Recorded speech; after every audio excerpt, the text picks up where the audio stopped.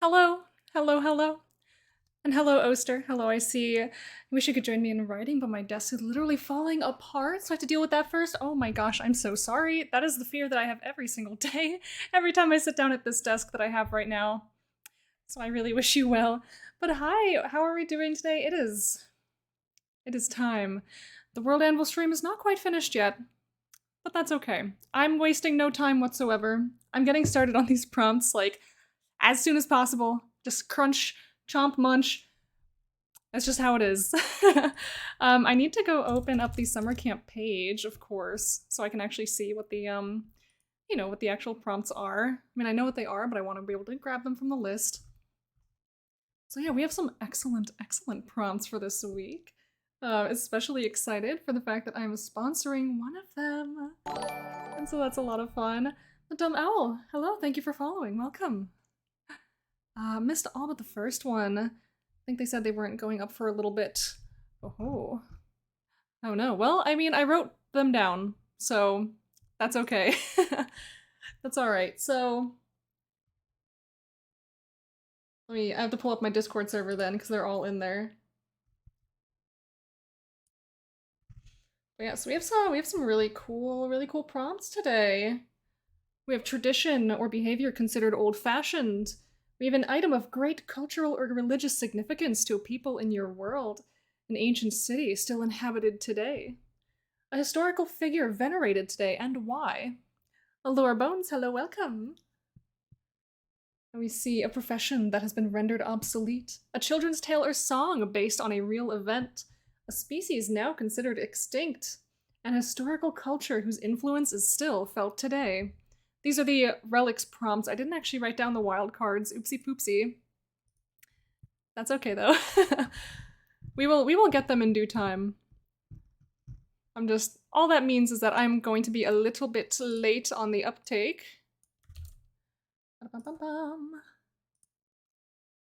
Yeah, so we have this one and that one.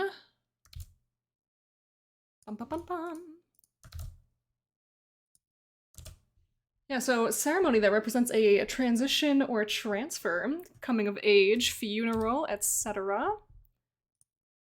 And also a rare natural phenomenon that most people look forward to. Like warm winds, rains of fish, St. Elmo's fire, Aurora Borealis. Ooh. Yes, thank you very much. I'm just gonna add these to my little Discord. Oh, this is no wild card.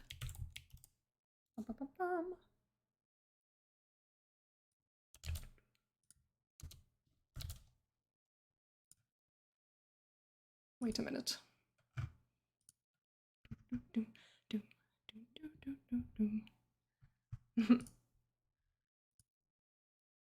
A ceremony.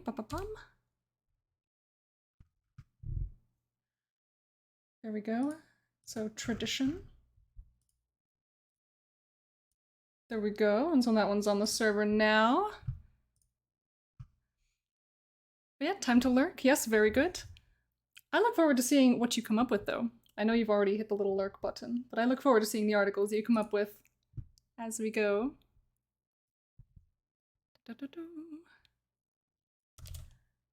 And I'm just adding that final wild card.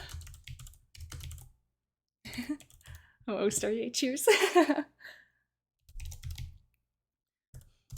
But yeah, so that said, if you do want like a little space to talk about individual prompts, my Discord server is open, and you are more than welcome to join. Come hang out. I have little forums in which you can talk about each individual prompt as you wish. And so where's this? Natural law, bam. Refresh yourselves.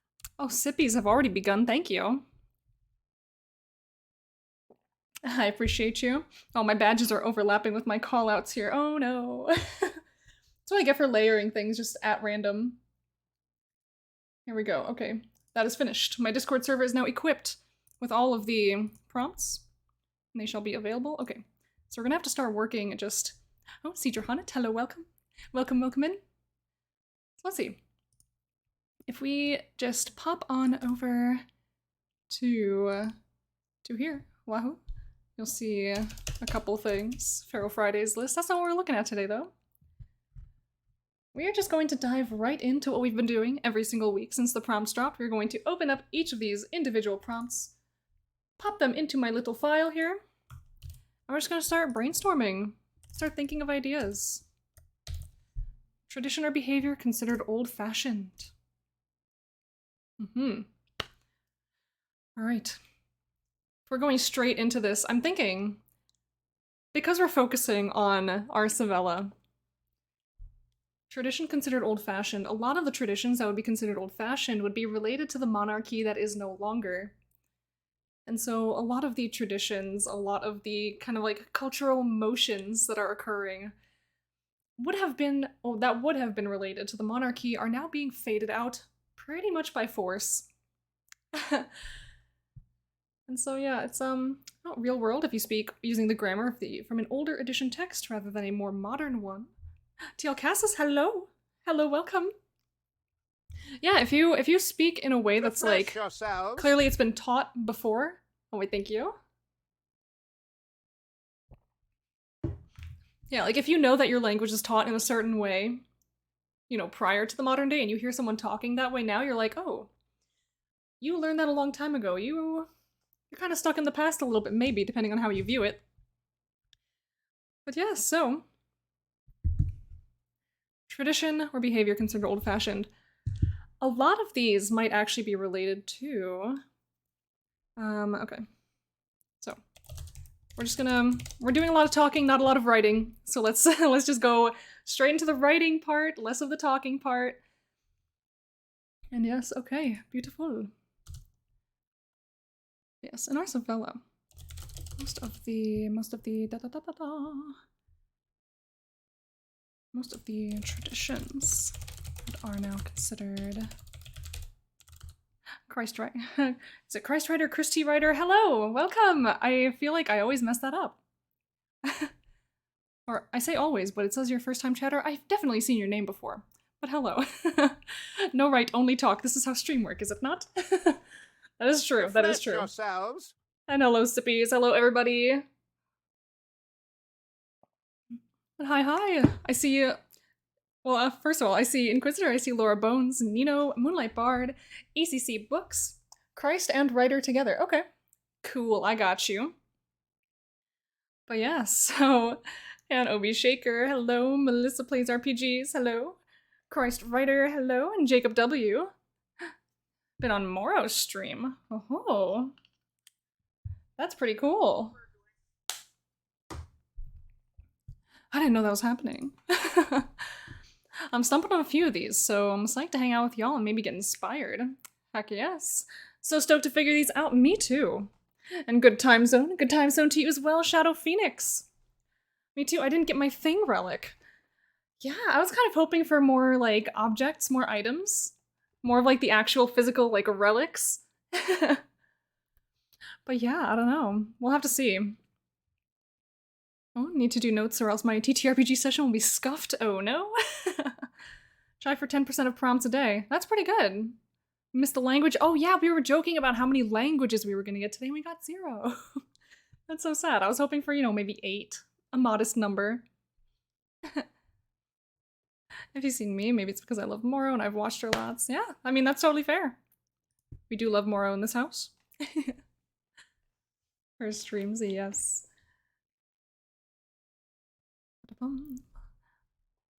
Yeah, we are just getting, or, you know, a normal amount of language. No. Languages would be in communication, right? That is true. That is absolutely true. We were making a ton of jokes about how just like, we're gonna get all these different languages about like ancient languages, languages lost to time, ancient languages taught in the modern day. You know, like, you know, combining the two. But if we're gonna get a language prompt, it's probably going to be during the communication category theme. 5 minutes till my mid-journey renews. Oh no. The wait is agonizing. They're stretching out our creative flexibility muscles. That is true. Although I feel like a lot of people's creativity muscles are going to be very, very much stretched if they ask for 8 languages. That's just my guess, though. I feel like it is most likely, but I don't know. Maybe in the future they'll start playing pranks on us and just be like, oh yeah, totally normal challenge? Nah, 8 languages. 8 languages for you guys. Clicks on vulgarlang.com. Yeah, there you go. That'll certainly make constructing a language a lot easier, but then you have to start writing about it. And then you have to start writing about some of the syntax and some of the contextual methods by which they speak that are different from other languages in your world. Oh, they won't. Probably only 1 language. Sorry to disappoint. I know. I would rather do 40 vehicles. I would rather do 0 vehicles, I'm gonna be honest with you. Oh my gosh. Vehicles is like my weakest prompt. And Katoypoi, hi! Thanks for stopping by and stopping in. So sad to see you go, but happy to see you stop by in general. Still waiting for a condition. Oh my god, wait, really? Right, we don't have a condition yet. How did this happen? Languages would scare me more than most of these prompts already do. That is fair. And there's a lot of complexity to languages, but at the very least, when it comes to writing a language article, you don't need to design the whole language. Like, you know, it can be fun to come up with some vocabulary, some, like, sample sentences. But sometimes you don't even need to do that. You can kind of write it from the perspective of, like, this is what it sounds like to an outsider. Like, this is how this is how the language sounds. This is how it's spoken. This is who it's spoken by.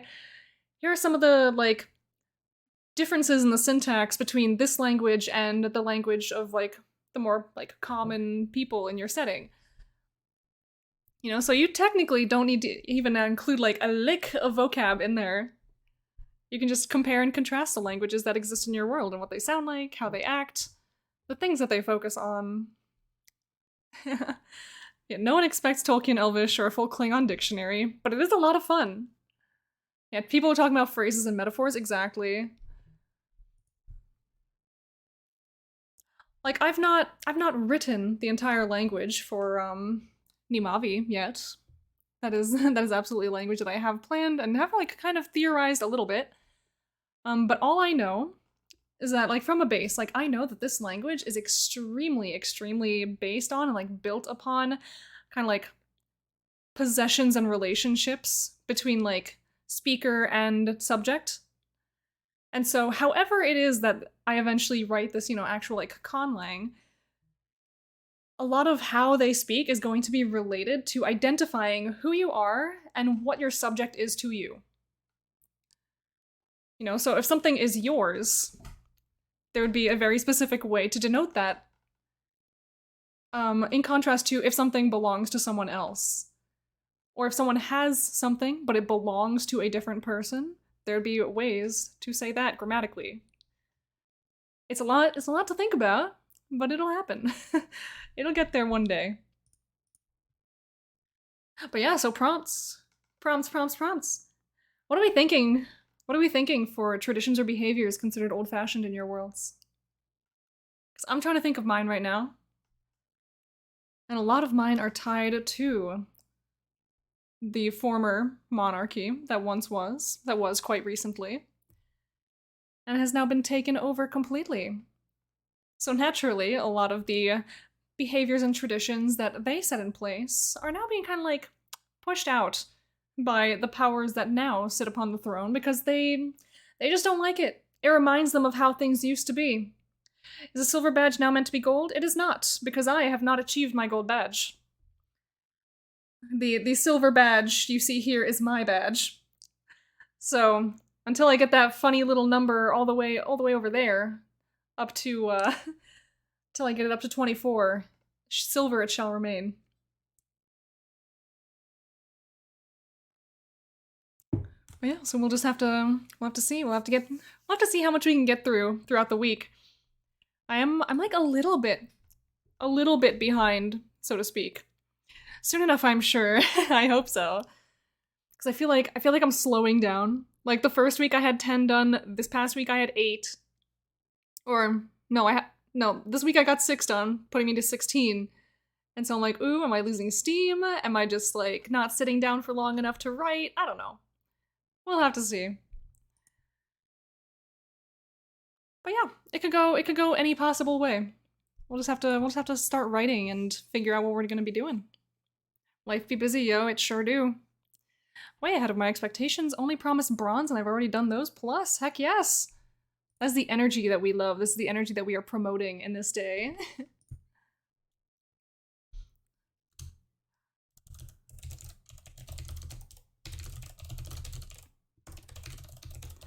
So, most of the traditions that are now considered old-fashioned are linked to the monarchy. Many of these fears are fading from common use. Pressure from... can't type because I keep hitting different keys. Pressure from the alabaster hand.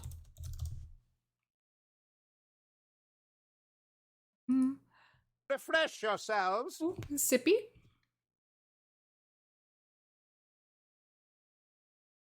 Having our little sips and dips. Oh, let's see. I kind of want to move on to the next one because nothing is just like popping into my brain right now. But if we can go to number 22, which is our item of great cultural or religious significance to a people in your world. I want to refresh this to see if the list got updated. Oh, it did. Oh, that means I can just grab these from here because they're in all caps the way I want them to be.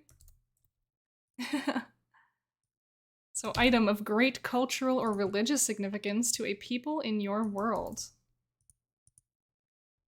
I think I said silver badge at the least. Yeah, I mean, silver's like a really good goal. It's like a really good midpoint, and I think, I don't know, I feel like setting a smaller goal for yourself also allows you to devote a lot more time to actually making your articles into like something, you know, like something a little more developed. You know what I mean? Like growing your ideas a little bit larger. More like quality over quantity, you know what I mean? But since I'm trying to like race for the finish, of course, I'm focusing a lot more on just getting the writing done rather than making it look nice. As much as it kills my little perfectionist heart and brain. I try my best.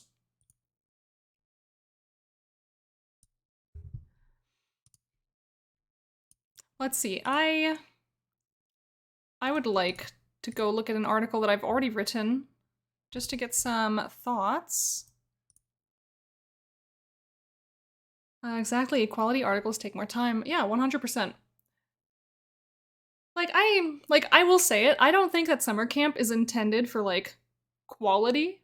Like I think it distinctly is meant to be like produce quantity, think about the quality later. But of course, if you're trying to be a little more competitive, or if you're like me and you just want your work to look nice no matter what it's really for, then in those cases you're gonna want to organize a little bit more and start thinking about more stuff. Just how to make things nicer. But let's see. Because this article that I submitted for the animal associated with power, this is like the symbol of the monarchy. And there are most certainly relics from the monarchy that still exist today with this symbol on them that haven't been destroyed by the alabaster hand simply because they are more related to the goddess than they are to the monarchy. And so even they see that it would be a large overstep of their power to destroy this thing, even though they absolutely cannot stand any association with the past monarchy. And so it's kind of like a little layer of immunity for this item and for relics like this. Because they do in fact respect the goddess a little bit more than they respect the late monarchy that they kind of murdered. Yeah, but people read more of your stuff around summer camp. It's the energy of it. Yeah, true. Yeah. But again, yes, a lot of people are reading your articles during summer camp, but It's great for someone at the very start of a new world. Yes, absolutely. Summer camp is absolutely ideal if you have like a ton of ideas that you need to go explore. And if you're trying to get like a lot more material into your world. Because like we are given the option of creating 40 articles this month with different prompts. We don't have to do all of them, obviously, but it's a lot of fun. A relic. Odin has replaced the Abrahamic cross with a oak tree. Ooh, looks like they were right about people forgetting profession as a template. Despite how many stubs I have in my world, I have no profession stubs. True. Summer camp and World Ember are great events to make huge miles in your world building. Absolutely. 100%. See, World Ember is where I think that articles with like higher quality, higher development, and all of that, that's where those go. Because you have the time to sit down and focus on individual articles and build them up. Summer camp, we're trying to go like fast round, we're trying to complete as many prompts as possible. Summer camp is perfect for idea generation. And World Ember is great for idea like development, deep diving, really getting like to the meaty bits of every single thing that you try to come up with during that month. So it's very different energies, and I think it's why I like summer camp more, because I'm just coming up with so many new things, trying to build up new ideas, and seeing how much I could get done during that month. I wish World Ember was in January. Yeah, me too. December is such a hell month every year for me, and it kind of cuts into my ability to actually do it most of the time. So I'll start off really strong, and then like the closer and closer we get to the holidays, the less time I have for literally anything. And then all my energy's gone, and I'm just sitting there trying to finish all of my articles, and it's just, it's a mess. But yeah, it's all right. Like, there are people in this world who have a lot more time than I do, just in general, and it's just how it be. Yeah, so here we go. Give me. Da-da-da. Many ceremonial objects and images once use these birds as their visuals and crests, some of which are only kept as relics of saints and holy people.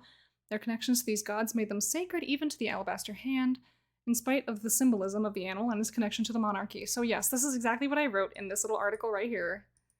And so if I could take any one of these relics and just like make it into something, that would be perfect. So I can go into exactly one of them, maybe more. Maybe the collection of them. I don't know, let's see. Several items.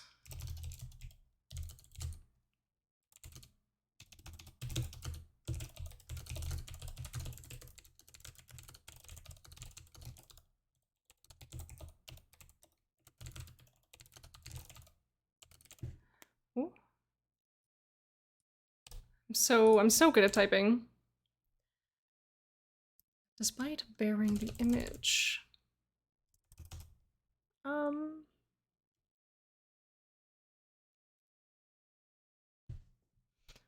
forgetting how words work.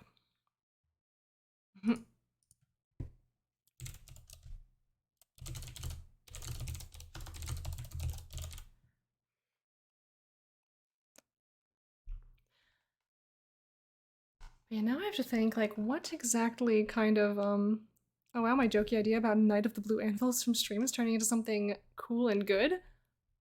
Wait, what do you mean? What is it turning into? I'm intrigued. I would love to know what exactly we're talking about.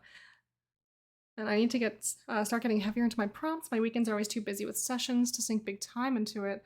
I think I could get to silver if I muster enough focus, but doing big batches of writing isn't usually what I gel with. That's fair. That is completely fair. I've been getting by this month by doing writing sprints and just seeing how much I can get done in 10 minutes per prompt. It's lovely distractions. Yes. There's so many distractions, so many things. Gosh, like everyone is so busy right now. And so it's so ooh, Mm-mm. I just want to sit down and write my silly little articles. I just want to get my little prompts done. I want to get my fancy little shiny badges.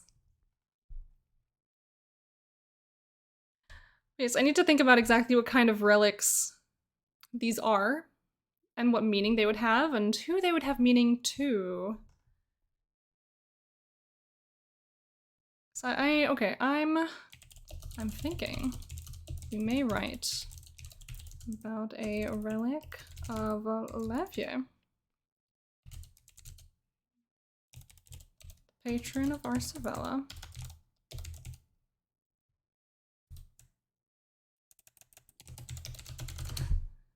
So, a relic of Levier, the ascended patron of Arsavella.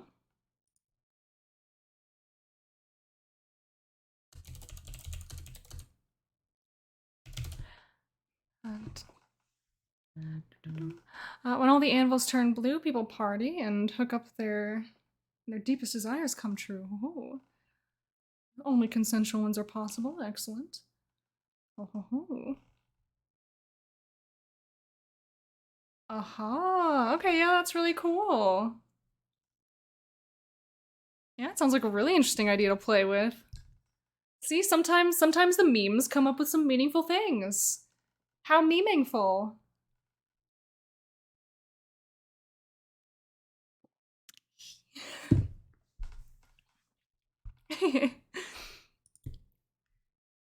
Love the pun.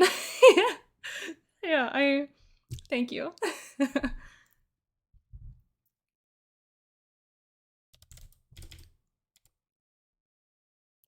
Can never escape puns. Listen, I imagine they didn't have enough time on stream today for a pungin, so we have to bring it here. gotta get the puns rolling.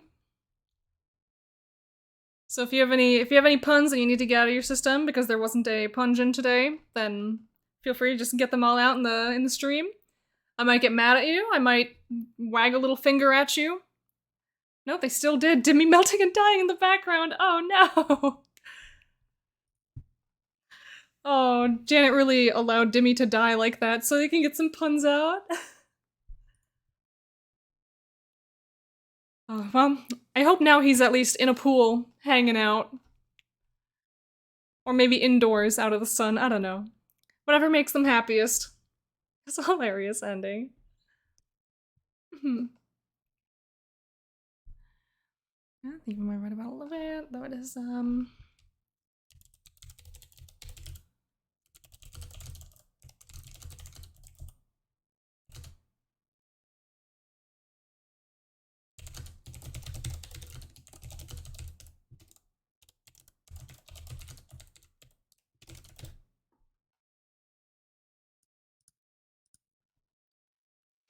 Spawn My World almost had a punny name, but the owner's wife talked him out of it.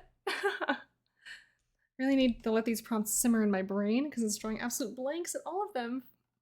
At the moment for just about all of them. I have ideas for a couple of them, and so at least this one I'm already writing like a couple sentences about it, so that's really good. The first one hasn't really like cooked up anything necessarily, but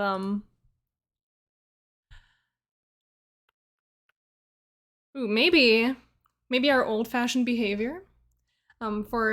Because the reason that this culturally or religiously significant item is one that people often come and like pray to, and because it is in the image of the monarchy as well, maybe their old-fashioned behavior was like wishing health and good fortune upon the monarchy, but because it is no longer, and because the powers that now be very, very heavily frown upon such behavior, this is an old-fashioned behavior that is now obsolete, does not exist, is kind of not permitted to exist. And so, though it once was, and though it once was very important, it is no longer. Maybe. It's a neat idea for a tradition. Yeah, I mean, I just worry that this is like the kind of thing that I would put into. It's something like I would put into the article for the item itself. It's not really something that I would write an individual article for. So I'm worried, like, okay, so I have this idea, I like this idea, and it can definitely be a thing, but does it have enough substance that I can write my 300 words about it? Pun, some lingerie companies are so overpriced for what they show. They're so cheeky. Beautiful. Someone needs to answer all of these prompts with, like, just puns at some point.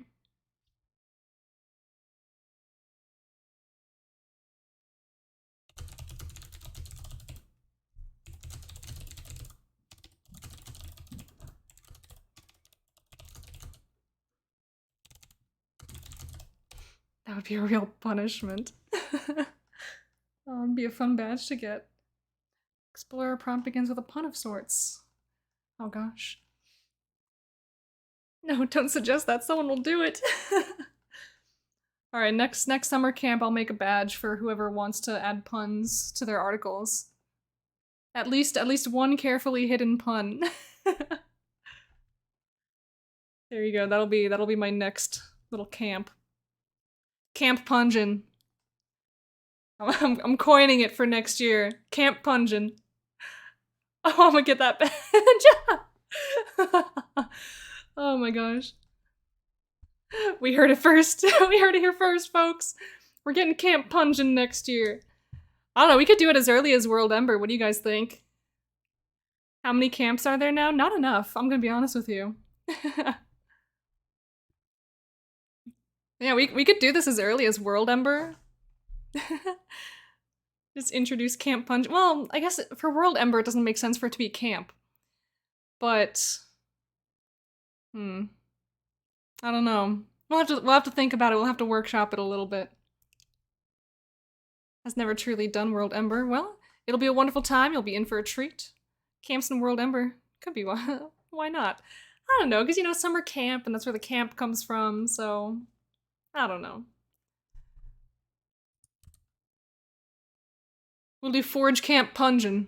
There you go. So it's a little more serious. It's a little bit more crafty. Oh, gotta run, have fun. Why, thank you. Thank you for stopping by. It was nice to see you. Yeah, World Ember factions. That'd be interesting. The Chill Embers, the Feral Embers, the Punished Embers. I mean, technically, World Ember is already a pun on December, so it kind of already works. That is true. Yeah, I don't know.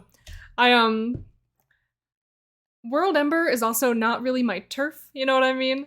I know I've kind of become this like feral face of summer camp this year, which was like really unexpected. But when I think of World Ember, I think of TJ. TJ is like the face of World Ember for me, so I don't want to like overrun it with too many of my silly little shenanigans.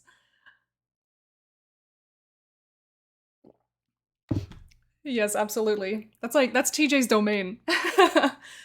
So if I don't know, we could workshop something together. It could be really funny, but I don't know, we'll see. But you know, like the minute summer camp ends, TJ, yeah, writer of Melior.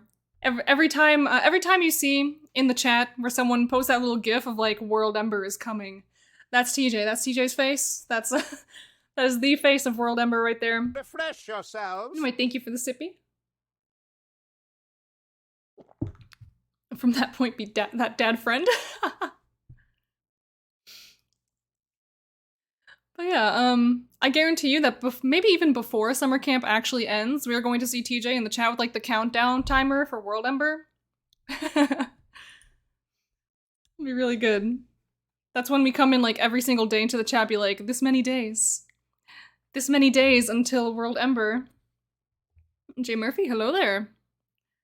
Well, the countdown starts from January 1st. That is true. I just know that the beast rests, at least, during the course of summer camp. Or maybe it just gets drowned out, I don't know. How are you? I'm doing pretty good, We're working on some prompts today. Getting some more work done on these prompts for summer camp. At least trying to. No, I can't handle a World Ember count yet. It's okay, neither can I, but you know, we're working with it.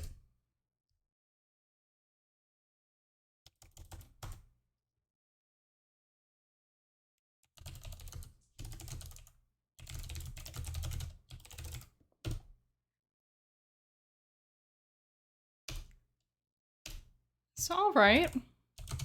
We have an idea for prompt 22. How about prompt 23? Oh, we don't need this open anymore.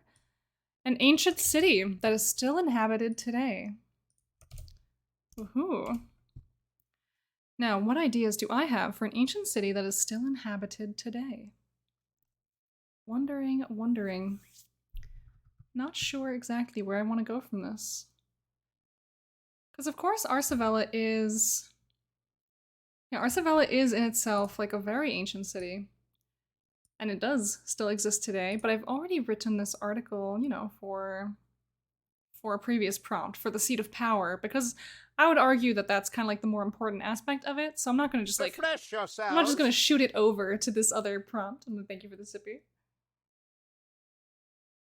Ah, wonderful. But there was mention during the stream that districts within a city are actually, like, perfectly good for this. So the district... There would most certainly be districts in Arsavella which are more ancient than others. Yep, from the judge themselves, exactly.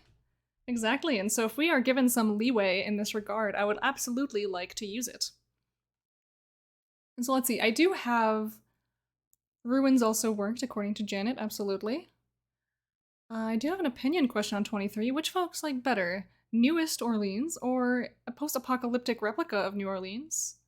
Rican London, yourselves. cyberpunk experiment to replicate 19th century London and populate with robots? Oh. Hello, Eddie. Thank you for the sippy. How are we doing today? Oh. Just because I thought you should have one too. Oh, man.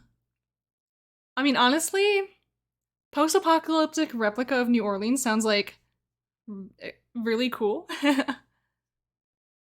But also, cyberpunk experiment to replicate 19th century London also is deeply intriguing to me. But also, Newest Orleans just sounds very funny, and I also want that to exist. I don't know, there are so many ways to look at this. Ah, good. With perfect company. Theme is difficult, but besides that, good. Yes. Absolutely. Wonderful. Huh? They'll both exist at some point. Indeed. Yeah, I hear you have some excellent sippies going on over there. Very, very excited for you. But okay, no, I was going to my images, I think. Maybe. So I can go find kind of like a little reference that I built for myself of kind of a loose outline of what Aurel looks like. Strix and we sit at the same table now, good. Just cheers, buddy. Little sippies. My sips are probably less exciting than yours, but they are still delicious. I'm just drinking some juice. Because I love juice. It is yummy, makes me happy.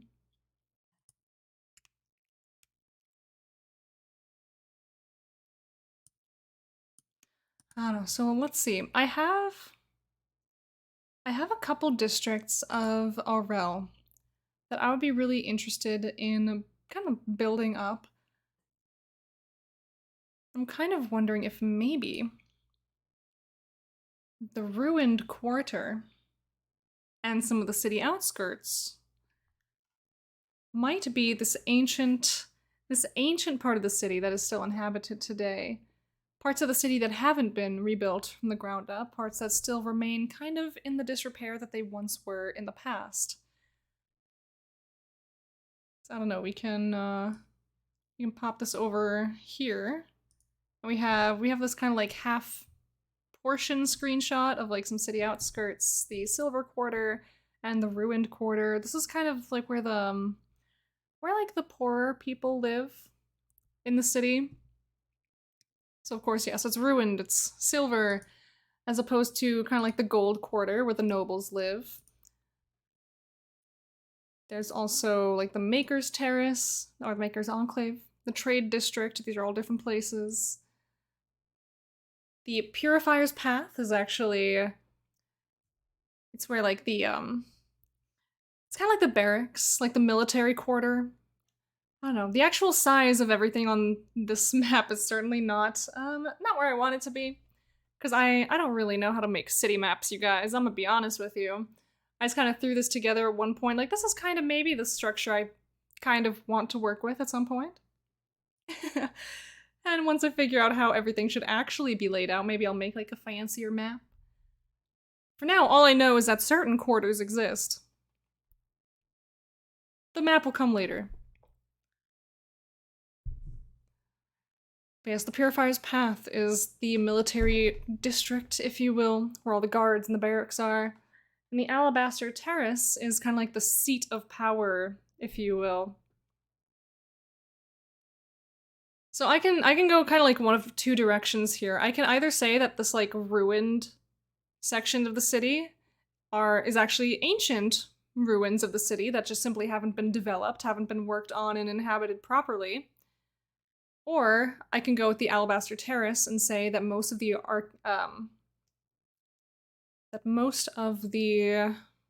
architecture, that's the word, that most of the architecture is actually ancient architecture that was kind of built up, restored, and preserved. So really the question is going to be, like, is this ancient structure nice now, or is it still in ruin? That's kind of like the question I have to juggle now. And the perks of living in neighboring countries, that is true. Yeah, for me, the closest neighboring country is going to be Canada. That's like several hours away. And Judas Brennan, hello, thank you for following. Welcome in. We're working on our little summer camp adventures. Hello, Line. I have a bunch of favorites. I guess that's you? Yes, absolutely. That was me. Sirkson, you should come to Europe. Probably. Listen, I would love to. I would love to. Living in Europe sounds pretty grand. There's a lot of times there are ruins under a city, which I always find creepy. Places to hide vampires or demons or rat people. Yeah, like the catacombs under France. Certainly a lot of really cool places that exist just out of the eye of the common folk. Yeah, I will at the very least I'll at least write down my ideas. That's why we're here, right? We're not here to actually write the articles right now, at least I'm not. We're just here to write down our ideas, our thoughts, our what we're feeling right now. And so let's write out a district. Aurel.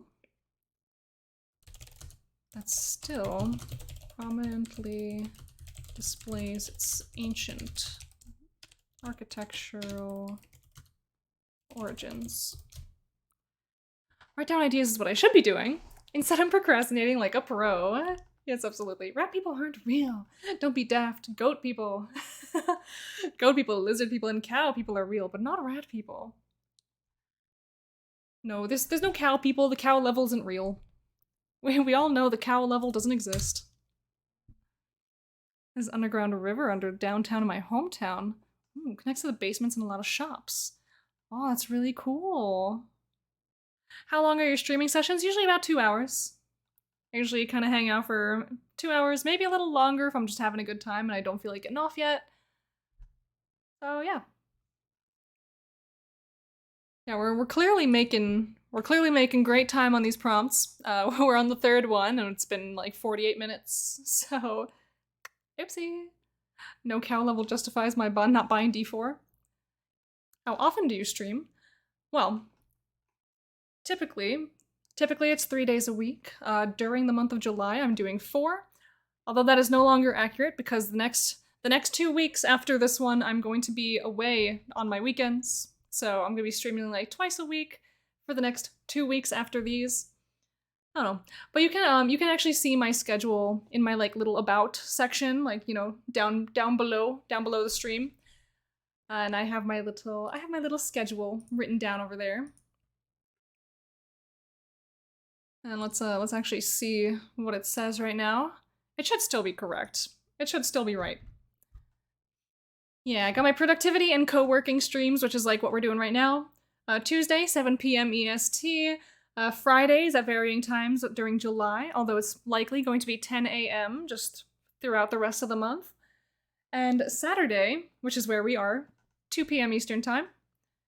And tomorrow, Sunday, is going to be my gaming stream, 2 p.m. Eastern Time. It says I'm currently playing Graveyard Keeper, but we actually just finished that game, so I'm going to be playing something else. Undecided at the moment. I planned to pick out a game sooner, but I guess it's just going to be a surprise tomorrow. But yeah, I should really have like a fancy little panel to actually draw your eye to the fact that a schedule is even down there. I don't know. I forget. I just kind of forget things. You should play Factorio. Oh my gosh. Ooh. Hello, I'm new to your channel. Is this a writing or gaming stream? A little bit of both. Mostly writing. It's this is like a world building stream. So right now, at the moment, we are working on prompts for WorldAnvil's SummerCamp. So if you are a world builder and this is the kind of stuff that you like, we're just talking about ideas, talking about prompts. Chess. Oh my gosh. Oh, I should play like that 4D interdimensional chess. The kind that'll just like break your brain. All the different mechanics that are there. I barely know how to play regular chess. I mean, I know how, but I don't have the strats. I don't know. Well, we'll have to see. Cause like the way that things are working out, alright. So you see, like with my game for tomorrow, I'm trying to find something that I can play for 2 hours. Cause, you know, like regular stream block. I play that game for 2 hours. We have a good time, we chill out. You know, all of that. And then, because I'm not streaming the next 2 weeks after that, I want it to be like a one sitting kind of thing. You know, so something short, something simple. Oh no, you play Factorio for 200 hours. I know. I am aware. That's why I'm not playing it. No, but yeah, I'm looking for like a very short game to play, one sitting, something I could come back to at a later time if I want to, but by the time I come back, I may actually be playing a completely different game. Because we know Baldur's Gate 3 is having its like full release next month. I'm new to your channel as well. Can't do next Saturdays due to working next weekend and my sister's getting engaged. Well, that's okay because I'm not streaming next Saturday. Next Saturday, I am not. So I'll be taking my little stream break, kind of. I'll be streaming like during the week. So Tuesday I'll still be streaming, Friday I'll still be streaming, but Saturday, Sunday for the next 2 weeks I will not be available, unfortunately. But it's alright. I had their ideas, but I only played Gems of War, and that isn't very often. Yeah, like okay, so I have a game. Well, you were planning to stream Baldur's Gate 3, did I hear you correctly? That is a plan that I have. That's next 2 Saturdays. Yep. I'm not streaming the next 2 Saturdays after this one. That is correct. Walking Dead Lover, hello, thank you for following. Welcome in. But yeah, we are. I do have a game in my Steam library that is called A Short Hike, and it seems extremely cute. I also hear that it is a very short game to play. I think I might do that. It seems cozy, it seems really cute. I've been waiting for Baldur's Gate 3's full release. I really want to like it, but it doesn't look like Baldur's Gate. Oh dang. See, I have played the life out of Divinity Original Sin 2. So the fact that it is being made by the same studio as that game, you know I'm going to be in there like swimwear, and I'm going to be playing this game. I know for a fact that I'm going to be playing it just on my own as well, but I do have a friend who would like to stream it with me, and I think that would be a lot of fun, and so I think August going forward, that's going to be like the game that I play. So I guess we'll see. But yeah, that is for next month to consider. Oh, I see I found another Larian superfan. Listen, with soundtrack like that, I can't not love it. If you ever just, sometimes I just open Divinity Original Sin 2 just so I can sit on the title screen and just listen to it. I just listen to that opening song. It hits me and I'm like, oh, yes, this is where I need to be. Rachel Hardy's good, yeah. Yeah, Dust 1 and 2 are pretty good, but feel incredibly difficult to Baldur's Gate games. Yeah, I mean, I've never played like a different Baldur's Gate game, you know, like I've never played a different game like it. So I don't really have a frame of reference for anything like that. Basically my perspective right now is I love D&D. I love Divinity Original Sin 2. And Baldur's Gate 3 looks like it combines those two exact things into one game. And so I'm gonna play it. That's just, like, that is the simplicity of my logic right now. I'm a very simple creature. This is what I do.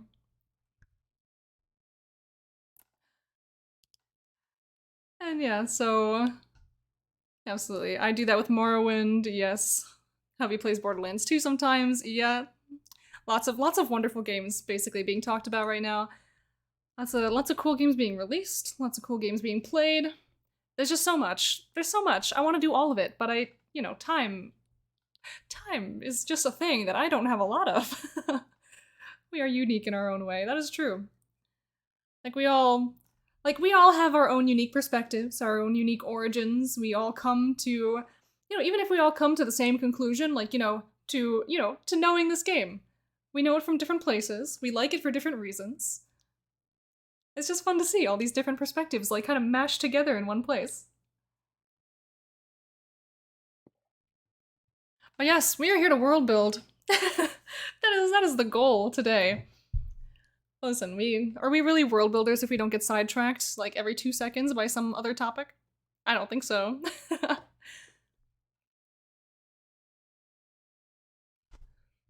But yeah, we're writing about an ancient city that is still inhabited today. Strix is an example of prompt 21.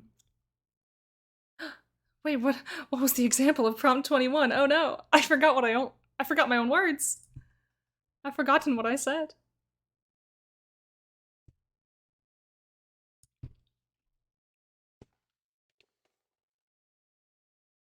Is it the old games? Or different perspectives of different times?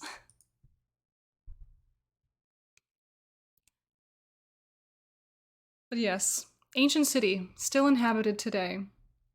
Where in your world is there an ancient city still inhabited today? Jane Austen wrote of her female characters as creatures. Oh! Listen, I do like to call myself a creature. It's just how I feel. It's how I identify. The writing tribe is followed. Hello, welcome. Welcome in. I've got a newsletter coming out in a couple days with a new book coming out. What are your thoughts on short novellas as a series? I mean, I'm always down for a good series. And if you keep them short and bite-sized, sometimes it's a lot easier to digest. I think it's pretty cool to have like a nice little short novella, short story, just kind of carrying on from one thing to the next. We found the game you need to play, Baldur's Gate 1 and 2. They defined what a D&D game meant, and that still holds with games like DOS. I guess I will have to go check them out at some point. I would love to. I don't think I'll have time to do it before the release, but I don't know. About 20k, 25k each. Yeah, seems like pretty good. Half of NaNoWriMo word count. So yeah, nice and short. Little bits of writing. And short. But yeah, I have to confess, I just haven't read a lot of like novels in a very long time. Though I would like to change that. It's just I've spent these past couple years just drowning in tasks. So if ever I have a moment to relax, instead my brain is like, no, you should be working on something else. So instead of relaxing, I continue to work on other things. So I don't have time to just sit down and read a book, because my brain is like, no. We must work. We must create. We must produce. And so, novel in Malcora, yes, please. Oh, I would love to do that at some point. And Rose Evenstar, thank you for following. And J Murphy, thank you for the sip. Listen, once I write out Malcora in like a coherent enough way that I can actually say, here, go check out the lore so you can understand my world. Maybe then I might write like a little, at least some stories, at least some short stories, some like little some manner of literature for it. I just don't have anything planned at the moment. Mostly because I need to get some of these fine details down. And that is why I am trying to develop this part of the world so much. Because everything can just grow outward from there. I've got to go and write my next book. It was nice hanging out with you all for a few minutes. Heck yes. You're welcome back anytime. It was nice to have you. We will continue our world building adventure at another time. Alright, back to this little prompt here. District that still prominently displays its ancient architectural origins. This brings to mind MV Mackenzie, thank you for following on your way out. I appreciate it. This brings to mind 2 districts.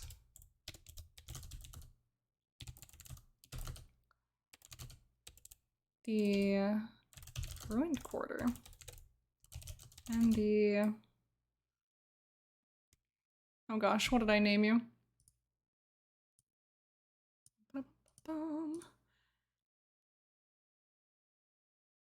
And the Alabaster Terrace. There we go. Oh, my first entry will be the Blood Moon, which is a solar eclipse and the basis for the belief of the Scholars of the Blood Moon. Article to the Scholars is already written. Ooh. Listen, after watching so many people play Tears of the Kingdom recently, every time I hear Blood Moon, I just think of that, and I think of all the little monsters in the world. So even if that's not what that does in your world, it still excites me, and I'm still very excited to read about it. Oh, Kayatan, am I remembering correctly that you're sponsoring a prompt? If so, which one? Oh yes, the culture. Ooh. Yeah, so that's pretty exciting. Love to see some Tomy representation up here in the sponsors. Teddy greets you with a big meow. Oh my gosh. Make sure he knows that I love him. Blood Moon was an amazing expansion for the game Morrowind, all about werewolves. Ooh. You know, I think I tried playing Morrowind more recently at some point. Because it's never, you know, it was never a game that I played when it was a thing.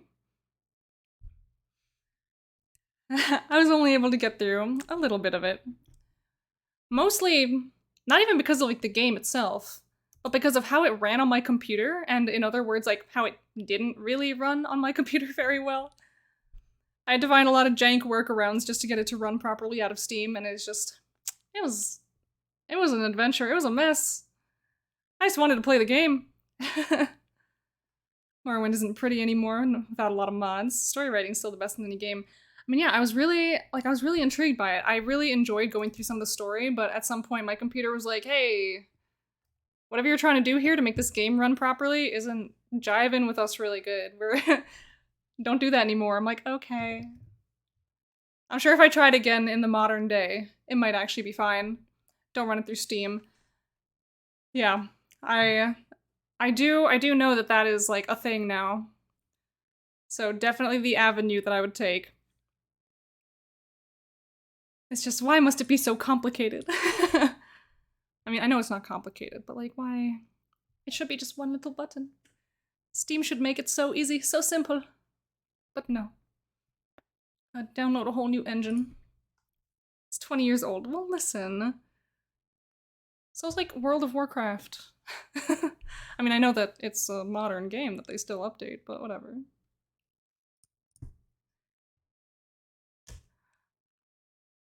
That's alright. I mean, I still know that it's possible to play, and I would like to at some point because Elder Scrolls games are very interesting. WoW Engine isn't 20 years old, though it feels like it sometimes. I'm gonna be honest with you. Some of the spaghetti that they have in their code certainly is.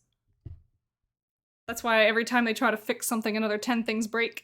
I remember a time when you had to go to a physical store and buy a disc or several discs. I had to go to a slot in your PC tower just to be able to play a game. Yeah, absolutely. I remember buying like the battle box for World of Warcraft, putting in all those little CDs, putting in the expansions one piece at a time, downloading everything. It was great.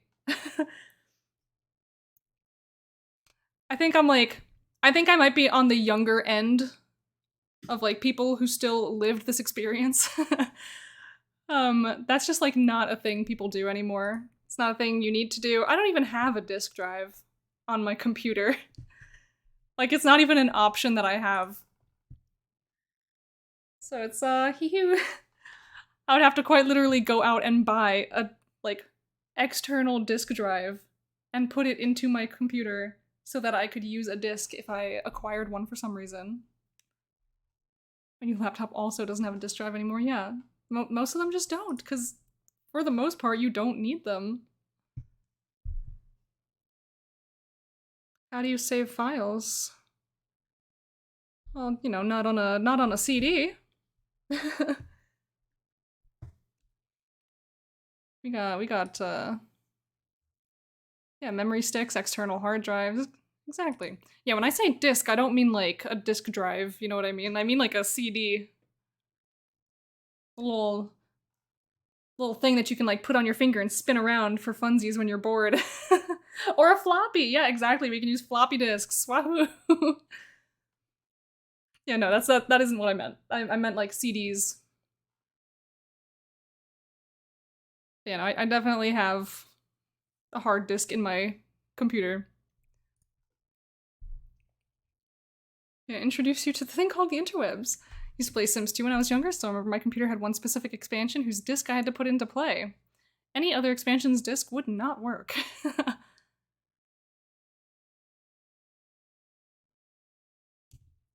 Floppies were before CDs, that is true.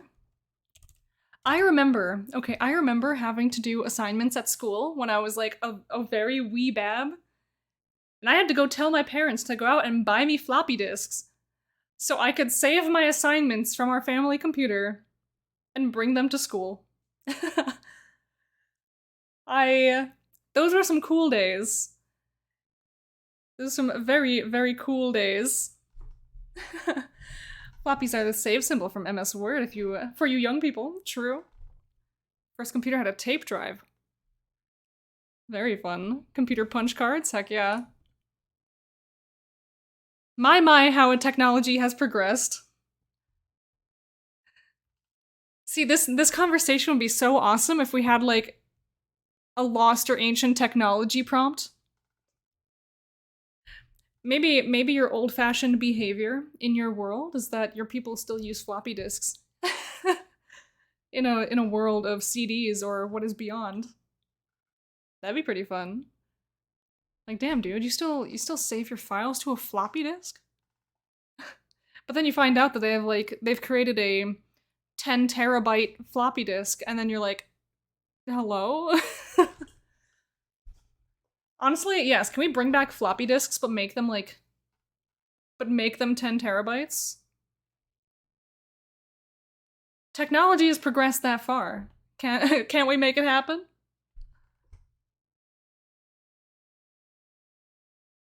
Yeah, I mean, definitely a lot of like older technology with like much much older like infrastructure and just like construction, like they'll run on floppy disks because that's just what they're built to handle.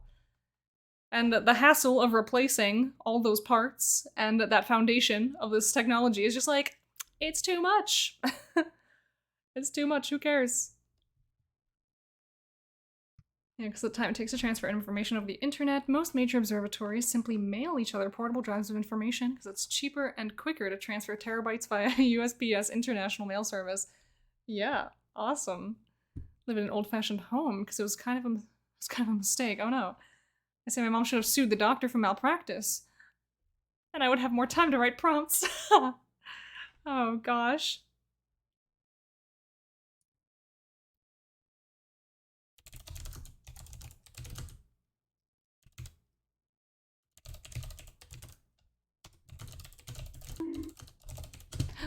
We bonk? Oh, and a sippy. Why, thank you. Wait for the alert to sound. Refresh yourselves. Why, thank you. And I will give a little stretch for the shrimp check. Thank you. Oh, because I sit like a creature. How you doing, Dushan Mandic Jr.? Hope you're having a good day over there. We're having a cool, fun day, doing some little writing.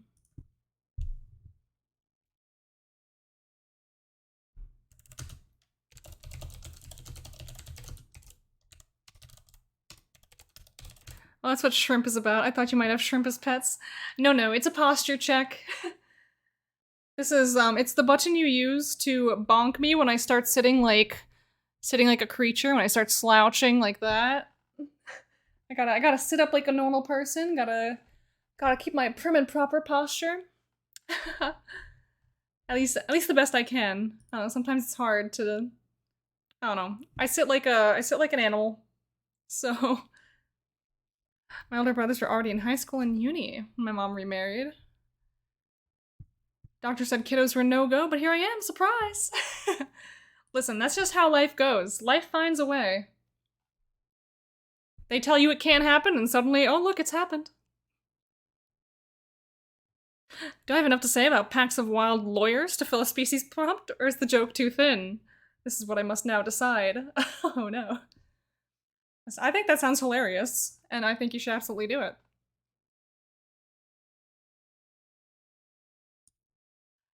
Sitting up in bed. Proper sitting is silly. True. Yeah, well see my favorite move. You can't see it, but actually like one of my feet is like up on the chair and like kind of like tucked under my other leg. But you know, like so I can like lift up my knee like this. This is how I like to sit. I like to have my leg up like this. It's very comfy. And my other leg is like kind of on the chair, like kind of bent in, so I can have like basically my one foot is on my other foot right now. And so this is very comfy. This is how I like to sit. It is my favorite way to sit. But it also causes me to lean forward, and I usually like to rest my chin on my knee, so I end up slouching a lot. But you know, me sitting up straight, still got my leg up, but then I just, you know, sitting like a normal person.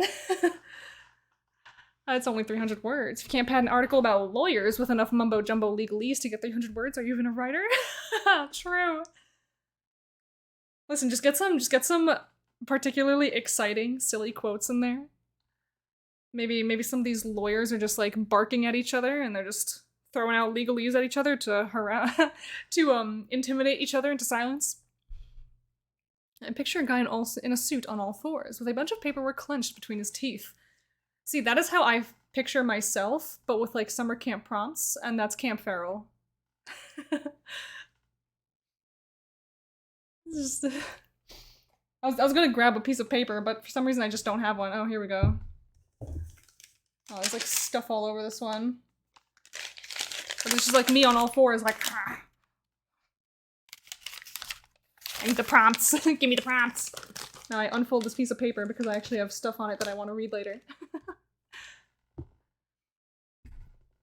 That's just how I feel about Camp Feral. That's how I feel about these prompts. And I know I'm not working through them very quickly. But it's not about how fast you go, it's about how fast you get there. Totally did not try that move line. You either have longer legs or are way more flexible than I am. It is possible. I mean, I don't know. I am also a rock climber at this point. Well, okay, no, it's always been true that I just like sit in really weird positions. That could be like the gay. That does have a very strong influence on how you sit. It could also be that I'm just like a gangly mass of limbs. No prompts for you, you get soup. Joke's on you, I love both. I love soup. My name in like my main like friend Discord server is Soupbird. So not only am I the bird, I'm also the purveyor of soups. And yeah, so... But yeah, also the rock climbing thing. Me being a rock climber now means that I also have to get really used to like being in precarious positions. But that's more of a strength thing and not a flexibility thing. Although it's kind of both sometimes. Gotta make a lot of really awkward reaches sometimes to go grab those holds. Wait, did you say there's a correlation between sexual orientation, how you sit? Is that a thing? Oh, well, you know, like how people always joke, like if you're bisexual, you don't know how to sit like a normal person. In my experience, that has always been true. I don't know a single bisexual person who sits like a normal person if they're not being monitored for it, you know what I mean?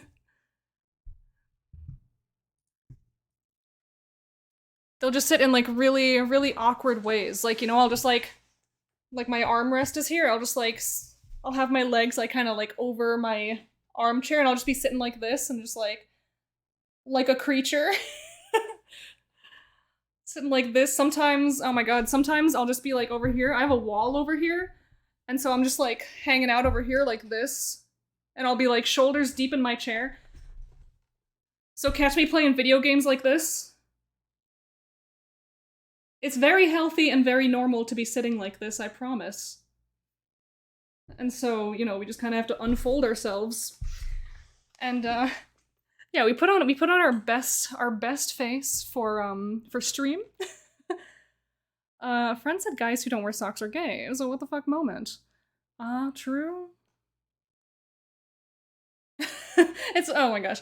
No, there's a lot of very silly jokes about, it's not gay to kiss your homies as long as you're both wearing socks. You know what I mean? Like it's well known. No, it's just a little he who silly joke that just kind of goes around the community sometimes. But yeah, it's not based in facts. It's just funny. It's only gay if there are no witnesses. True.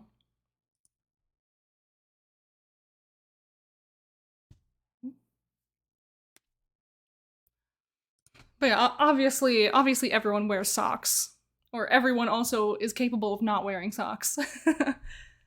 It's just funny. Funny, silly. It's only prostitution if there are no cameras.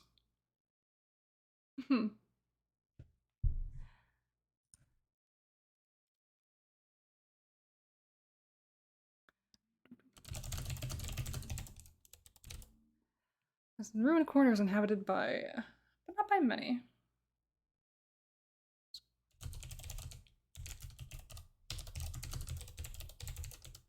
Stockings even in summer. Just a lower 10.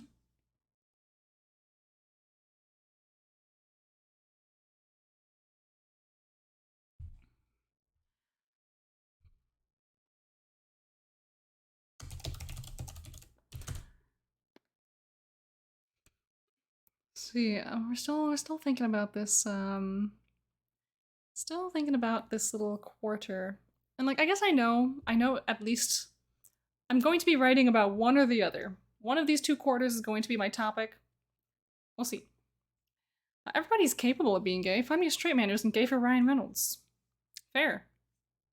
I guess it depends on your type.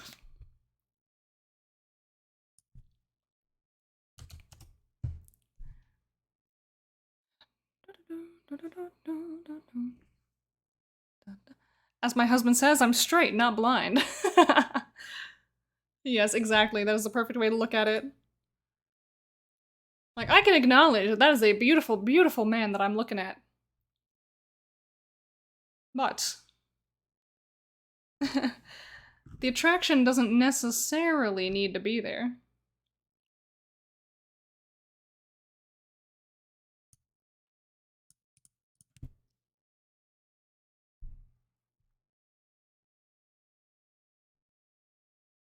Ruined quarters inhabited by but not by many. Remnants of ancient architecture make up this quarter, with few livable structures available. Who's Ryan Reynolds? Ryan Reynolds is an actor.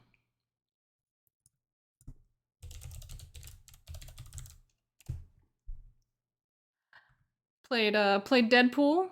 I believe that's like the most recent thing that's going on for him.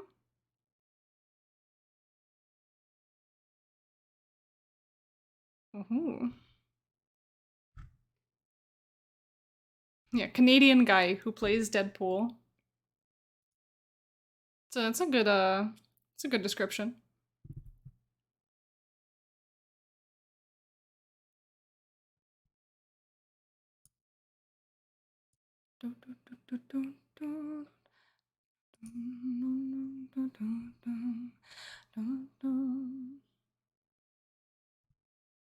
Wahoo! All right.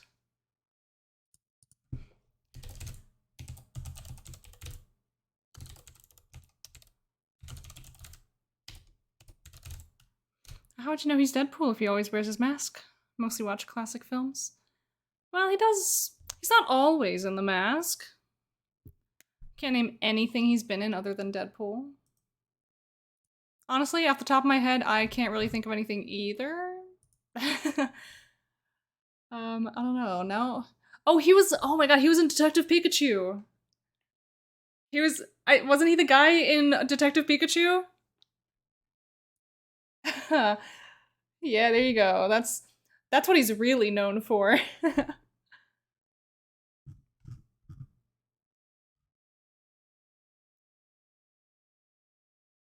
I've deleted Green Lantern from my mind. Oh yeah, true. Yeah, we're just gonna say that wasn't real. That didn't exist.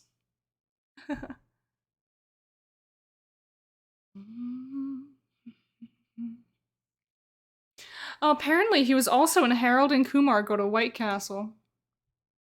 Always a classic.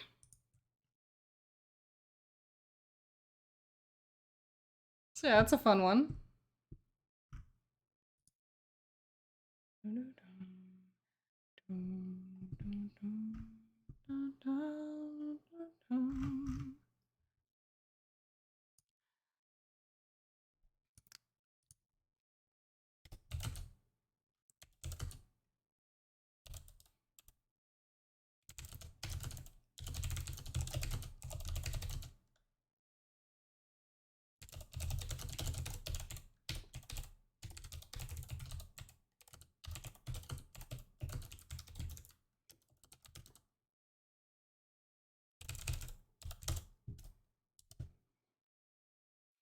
All right.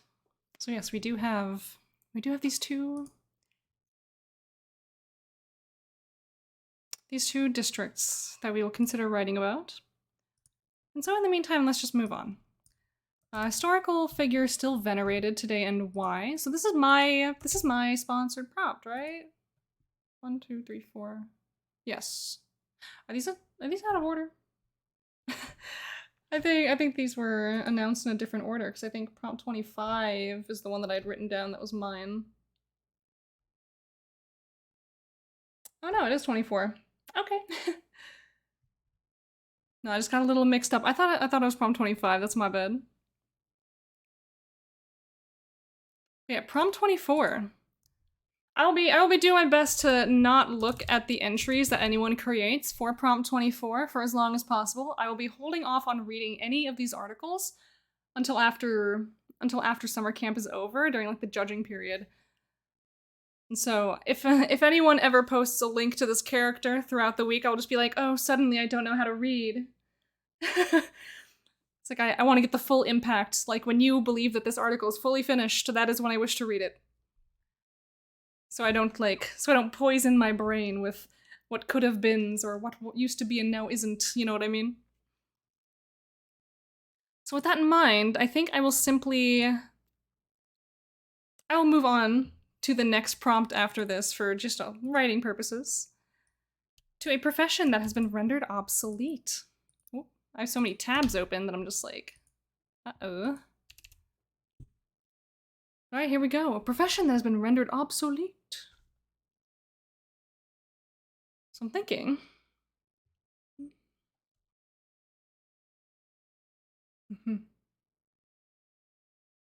Prompt 25, lawyer.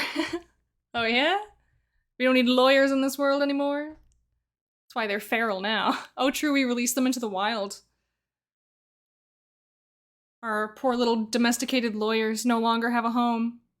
Writer, we have AI now. Oh no. Yeah, there's a whole strike going on about that. So it's a joke a little bit too close to home. Because they do quite genuinely wish to replace writers with AI, which is not good. Really not good at all. Same with actors. Have you heard, like, the absolute nonsense that they're trying to pull these days?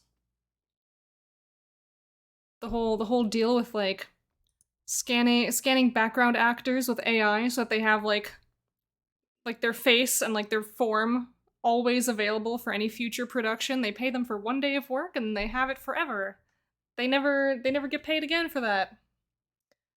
Absolutely wild. Yeah, they're just gonna like deepfake actors. And that's just gonna be like a normal thing that they want to do. When you work for Disney, you sign them permission for your face and body to be used later. Yeah, it's uncomfy. The whole point of robots was for them to take the factory work and such, and for humans to enjoy the arts, but somehow that got reversed. Yep. Yep. And if that background actor goes on to become a bigger actor, then what? Well, I guess they now have access to a very, very famous actor's face. In perpetuity, forever, for free. And there's nothing to do about it. And then Disney still owns them, yep. We love it. We love to see it. It's only a little bit, it's only a little bit post-apocalyptic, you know? Or mid-apocalyptic, I don't know. Things just get weird.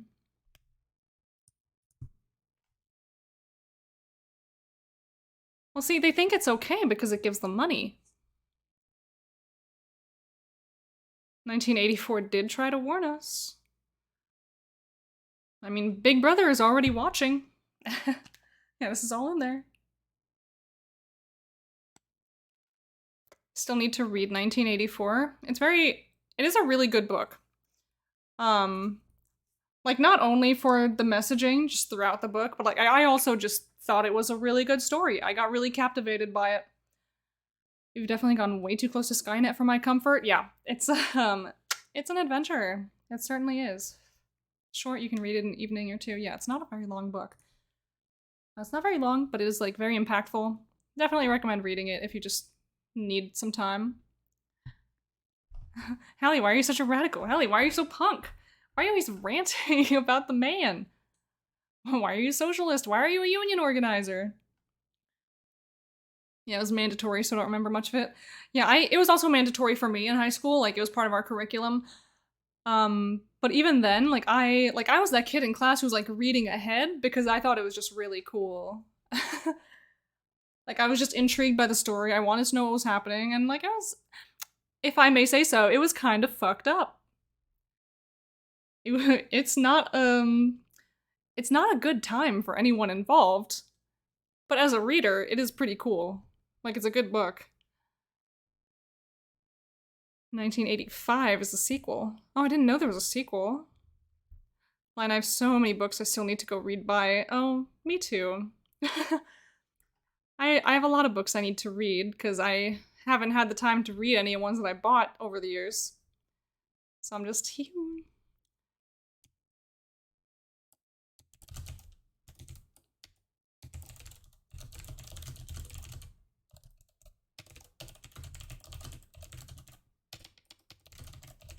Blade Runner 2, heck yeah. Fahrenheit 451, also very cool.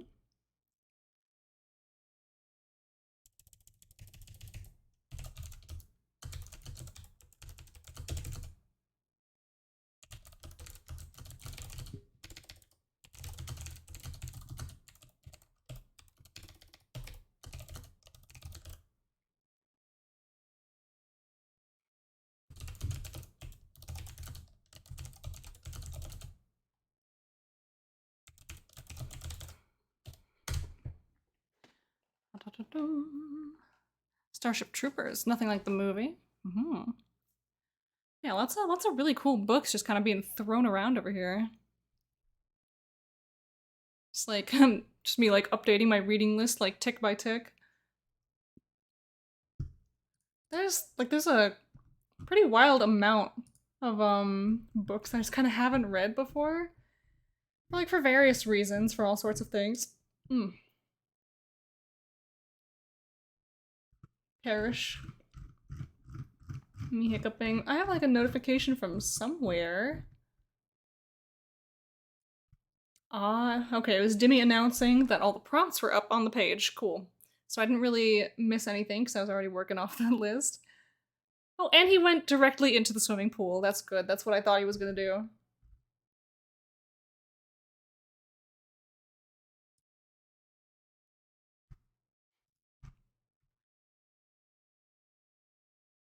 Wait, they made a they made a spicy anvil emote? Oh my god. It's not in like the list for WorldAnvil. Secondhand is keeping secrets from us. Oh my goodness.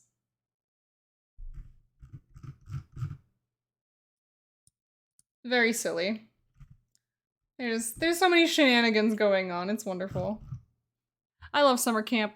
I love summer camp energy. It's wonderful.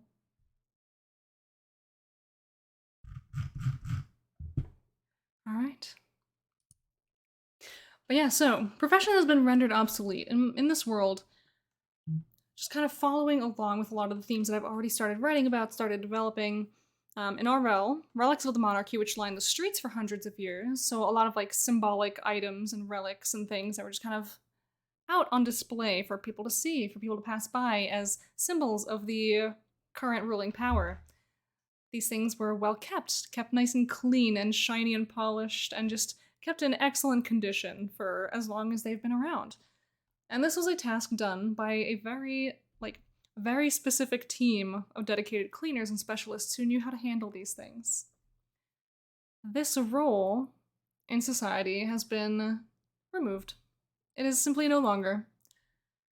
And so, while there are still like street cleaners and things like, people like this who still exist and keep the city streets clean, very, very few of them actually know how to take care of these relics.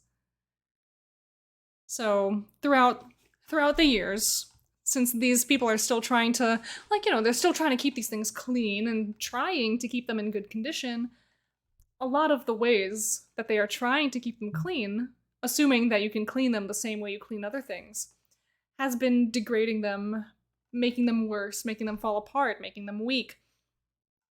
It's the same way, like, if you use... It's like you've been using acetone to clean something, and then you take it to, like, a piece of artwork, thinking that it works the same way, and you're like, ooh, no, actually, sorry, I just, like, messed that whole thing up. That's my bad. I'm so sorry. That's basically the kind of similar situation that's happening now in this city. And so by removing this profession, because, people just don't want you doing this anymore, and people being the new government, they're like, no, you don't gotta clean those. It's okay, we'll just have AI recreate it. That's exactly, easy. Precisely, why didn't we think of this before? Yeah, just have AI recreate it, it's completely fine.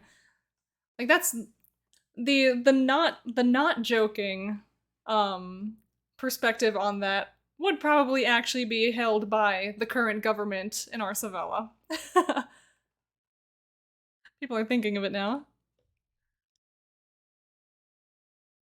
Yeah, the Alabaster Hand that now rules over this place is basically those executives that are like, yeah, we'll just use AI to clone our actors. Who cares, right? That's basically them. That's these guys. Like, we don't really care about the people. We don't really care about anything except what lines our pockets and furthers our agenda. And that is their role right now. But they're trying to make the people think that they're so wonderful, and that they're so good, and that they have taken over because the monarchy that they loved so much was actually a beacon of evil. And they've done them the greatest service that they can ever possibly do by removing them and taking their place. When they announced the obsolete profession, my first thought was AI taking over jobs. Yeah, exactly. That's just, are you talking about Hollywood elites or your world? Both. Both, essentially. I'm comparing the Hollywood elites to this government in my world that I'm writing about, that is making this profession obsolete, that is making this city, the ruins of it, into something that's falling into disrepair and terrible.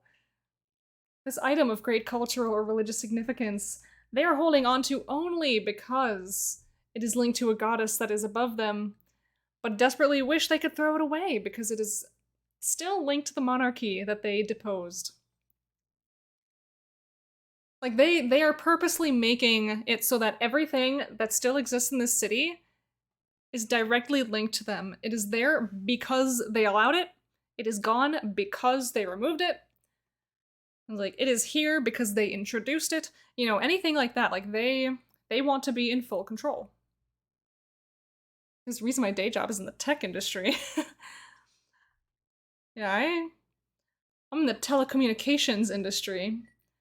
So with that said, I'm actually pretty intrigued. Pretty intrigued by the next wave. We will see what communication brings us.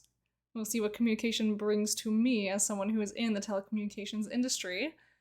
It is just very sad that I will not be available to stream next weekend when the prompts drop.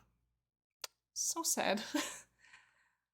Still very concerned about what AI is doing, mind you. Oh, yeah. Believe me, like, I'm disquieted by the whole subject. Because it really is one of those things, like, we still don't know the full, like, we don't know the full impact that it's having. And we're not gonna know until we see it in action. So it's, yeah. I need to get all 30 finished this week, so we don't need to worry about next week to get diamond. True. Yeah, I'm gonna be trying my absolute best to get as much done as possible just throughout this week. I would also really like to get to 30 by the end of this week. So we're gonna see. We're gonna see how much we get through. Obviously, we haven't even finished going through our thoughts for the prompts at hand. But you know, we're making good progress. At least most of them have like pretty good ideas at the very least. I think 21. Oh wait, actually no, hold on. 21 we did come up with. Such a tradition includes prayers people send. We've not seen any major impact. 20 years. The AI we see today will look like child's play. No idea what it'll do though. Not sure if that's scary or awe-inspiring. Both, probably. Okay. I think we can say this about a lot of different things in this life. I think that the AI, for like what it is and what it's doing, is pretty incredible. It is pretty awe-inspiring what it is able to do. The issue is how people are using it. They are not using it to make life easier for people. They are using it to further their own goals and to cut other people out of the equation. Like, this is not making us more cooperative. It is being used by people in power to line their pockets by reducing the need for other people. You know what I mean? So, like, you know, we don't need workers if we can just generate stuff ourselves. We don't need to pay people fairly because we can just do with AI what they do better and in a shorter amount of time. You know, like, that's the logic that they are injecting into so many industries right now. And it's like, we could be using this for so much good right now. But I don't know. It's the way tech works in general, so AI is an extension of that. That is true. And that is why it's so complicated, right? Because technically, yes, it does mean that there is less work that needs to be done, but the type of work that we are replacing is already a very underprivileged kind of like sector of the workforce that is already so heavily taken advantage of, already underpaid, already undervalued. And so now they're like, instead of undervaluing you, we're just not going to value you at all. They're just saying, okay, now we just don't need you, period. Have fun. Just go live your lives or whatever. And so that is the concerning part. That is the rough part. Because now all these big industries are like, the money that we would have paid you is much more important to us than the human touch and the very human perspectives that you provide to our workplace. Because the less people we have to pay, the less money we have to spend. And the more profit we could theoretically be making. Seems worth it, right?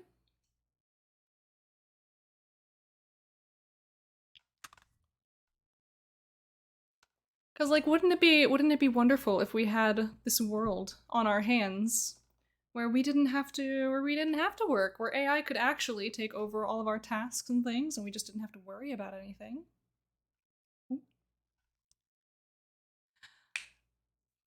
But yeah, I don't know. Oh, because like the system that we have now is like, you know, people need to work in order to survive. Period. The end. That is just how it works. If you don't have an income, you're basically dead. If we had a system in which that wasn't the case, maybe things would be different. Maybe it would actually be fine. But no, people are literally losing their lives in their houses over this kind of technology, just like, you know, replacing them in a disingenuous way. Yeah, human touch is irrelevant to a publicly traded company. They have an obligation to their shareholders and to maximize profits. Yeah. Which is why I think it's really silly that such things exist. So how do you have a system like this that doesn't take advantage of people? You know what I mean?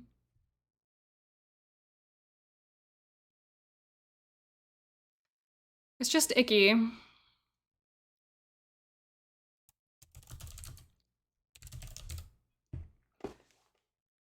Yeah, people lose their jobs to every technology. Railing against it is pointless. Just have to evolve with it. Ugh.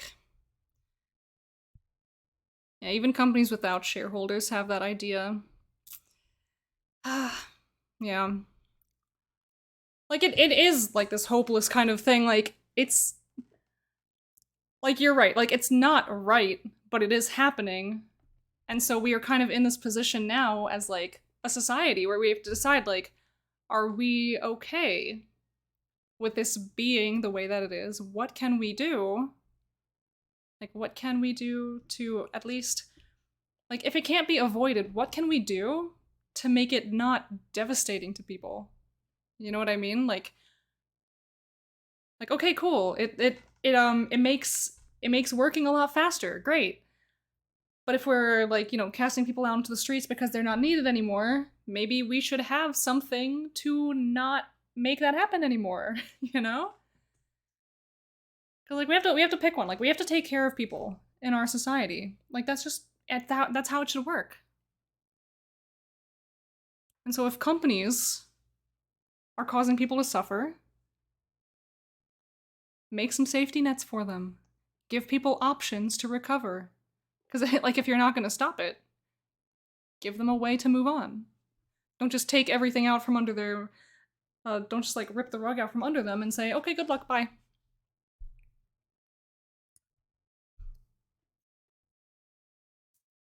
But obviously, it's really easy for me to just kind of say, like, oh, it should be a certain way. It's like, I don't have the actual solutions.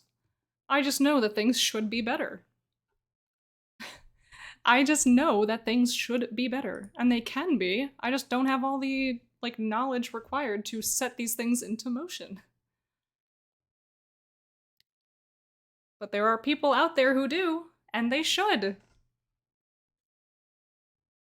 And in 100 years, when society hasn't evolved and we're stuck in this shit system that uses us until we're burnt up, can we blame the Luddites? Can we? On the other hand, there are lots of other bad/worse governments, so it's a very kind of no-win situation. True. Very true. Yeah, it's rough.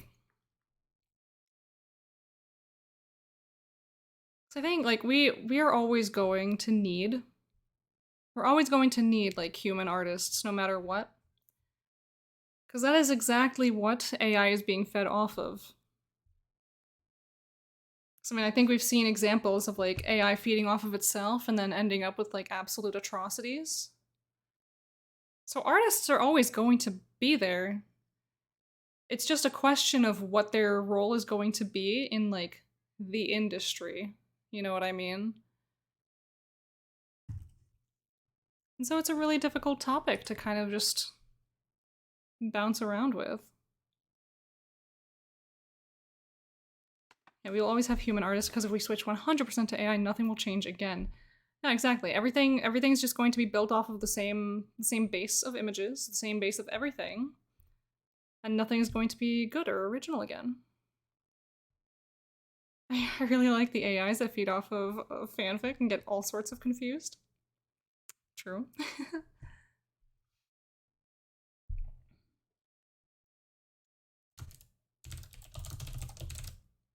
Yeah, we might always have human artists, but will they ever be able to make a living as artists again? That is the question.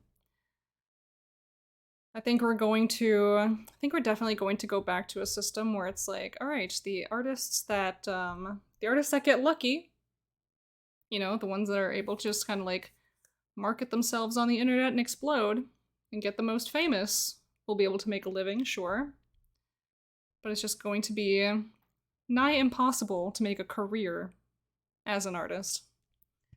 It's already extremely difficult, but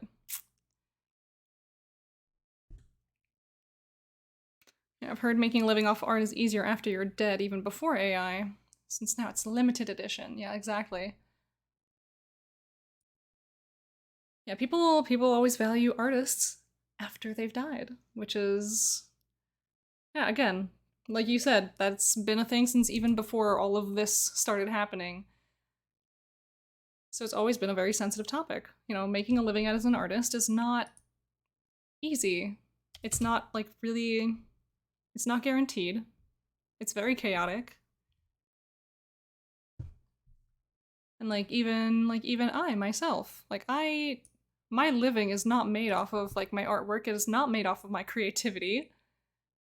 Even though I would consider myself like a professional in the arts, I'm not making my paycheck off of that.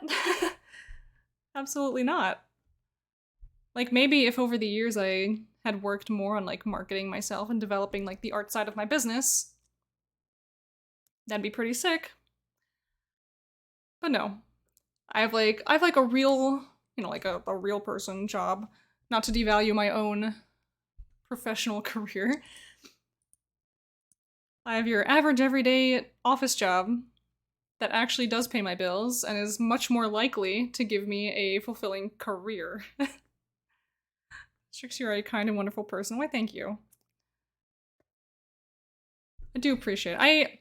I feel like I flounder a lot in these kinds of conversations because like I don't have like the I feel like I don't have the appropriate educational background to speak on like political matters in such a way.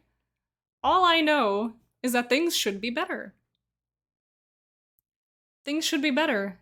That's all I know.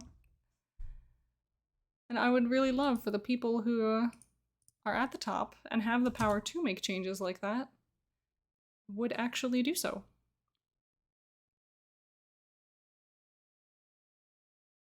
Political matters matter to everyone regardless of educational background. That is true.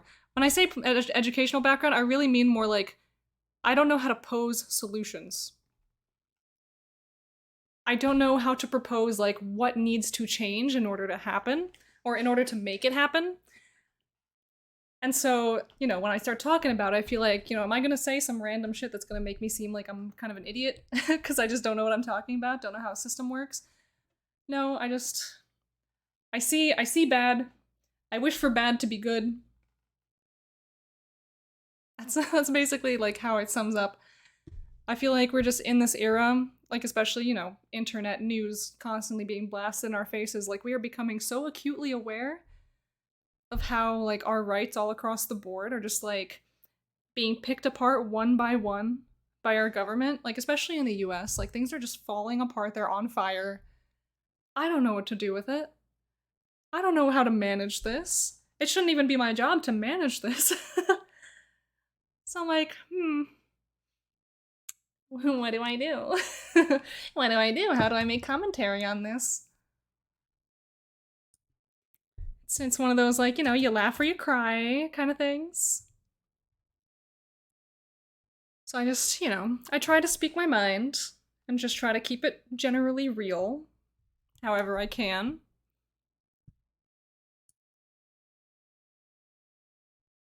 Just, if I start saying, like, this thing should be improved, don't ask me how, because I don't know, and I'm not in charge of things like that.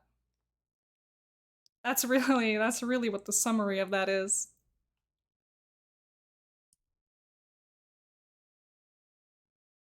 It is the year 2023.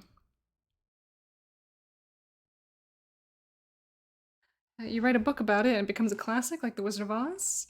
At least I think Wizard of Oz was supposedly written as a commentary on society at the time or something. I think so. I think maybe that is true. I have not myself looked into the history of the Wizard of Oz, but that does seem right. Have a little sip.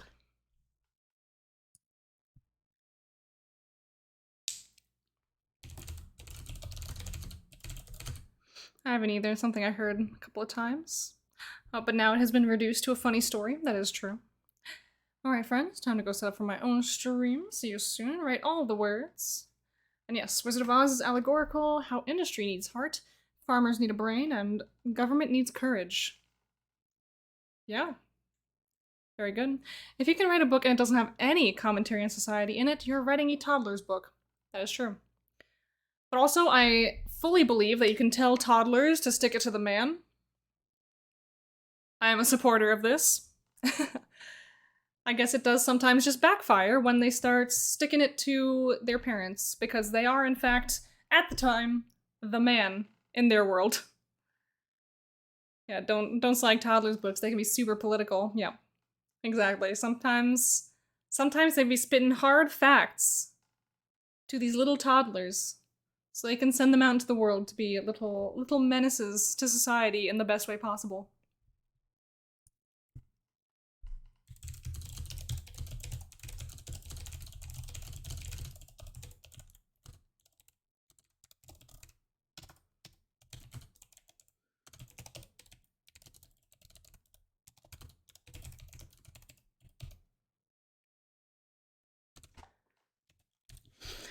Is the Very Hungry Caterpillar is a commentary on capitalist consumption.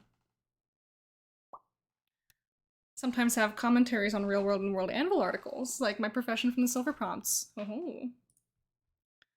Yeah, exactly. Like people, I believe during yesterday's stream, someone came in and asked, like, do people write about like real world issues in their articles when they're world building? And like, yeah, absolutely. Like absolutely they do. There are a lot of like social commentaries that take place in the middle of writing and in world building. And like you can often very easily see when a person is writing, especially about the governments in their world, especially about like the people in their world and how they live, which subjects are like most meaningful to the author. Because they'll show through. They'll show through. Because it is, in fact, very difficult to write anything at length about people and how they interact in your world without including some kind of commentary about social, like real life social problems. Especially if you encounter these problems yourself, personally, in your real life. Basically said my opinion about amateur archaeologists, aka people with metal detectors who have no archaeological education. True. I've written about a fascist state for my WorldAnvil. In fact, I have two. They're evil human states, of course. Yeah, of course. Yeah, and I will be the first person to say, like, you should absolutely be able to, without shame, write about very deeply evil people and things in your world, as long as you make sure everyone knows that these things aren't good. And, especially if you're, like, running a game, for example, in this world, you can give people an option to combat these things. You know, because I think the value of, like, fiction and gaming is being able to, like, see this enemy in front of you. Like, even if they are a very real, like, very realistic enemy. But now, because you are facing this yourself, in a game, in a fantasy, you can handle it. You can tackle it. And you can dismantle it yourself with your own two hands. I write about pirates, but they're the good guys. Listen, not every pirate has to be a bad guy.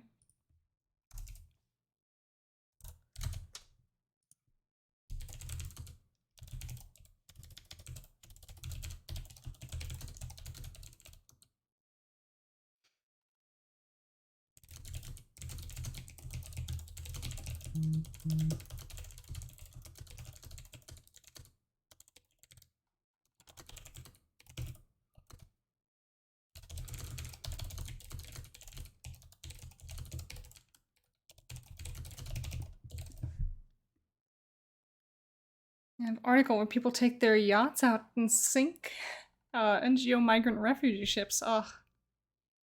True. We love the little real life tie-in.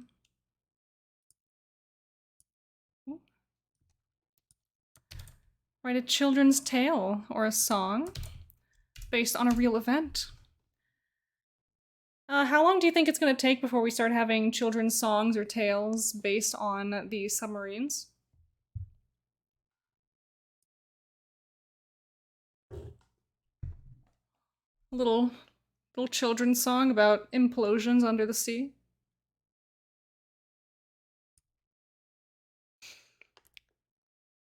It could happen. We all live in a yellow submarine. Precisely. That is the song. Wait, oh, now I have to ask, was the submarine yellow? I don't remember. I think it was just white. But that would have been really funny. A really funny tie-in. Dang, yeah, it was just white.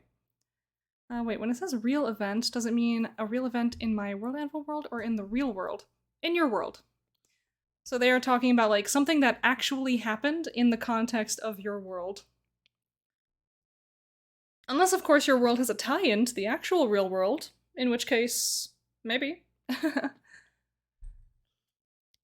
But if you really want to bend the prompt, then you could theoretically write about the actual real world. And that'd be a really fun little way to add a little sprinkle of meta into your world. Around 20% of my articles already have songs, prophecies, or stories in them. Well, if you want to write more about one of the songs, children's song about the pandemic, too soon?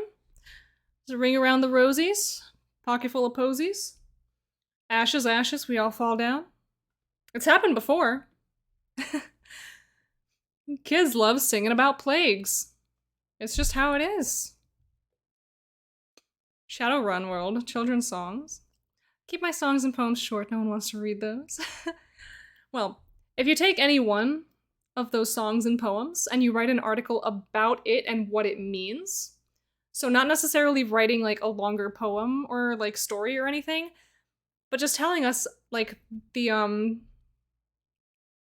telling us the meaning behind this song, where it came from, who sings it, you know, like give us the lore on these songs. And you can still keep it short, like the song itself. But now you have 300 words of explanation about why the song exists and how it came to be.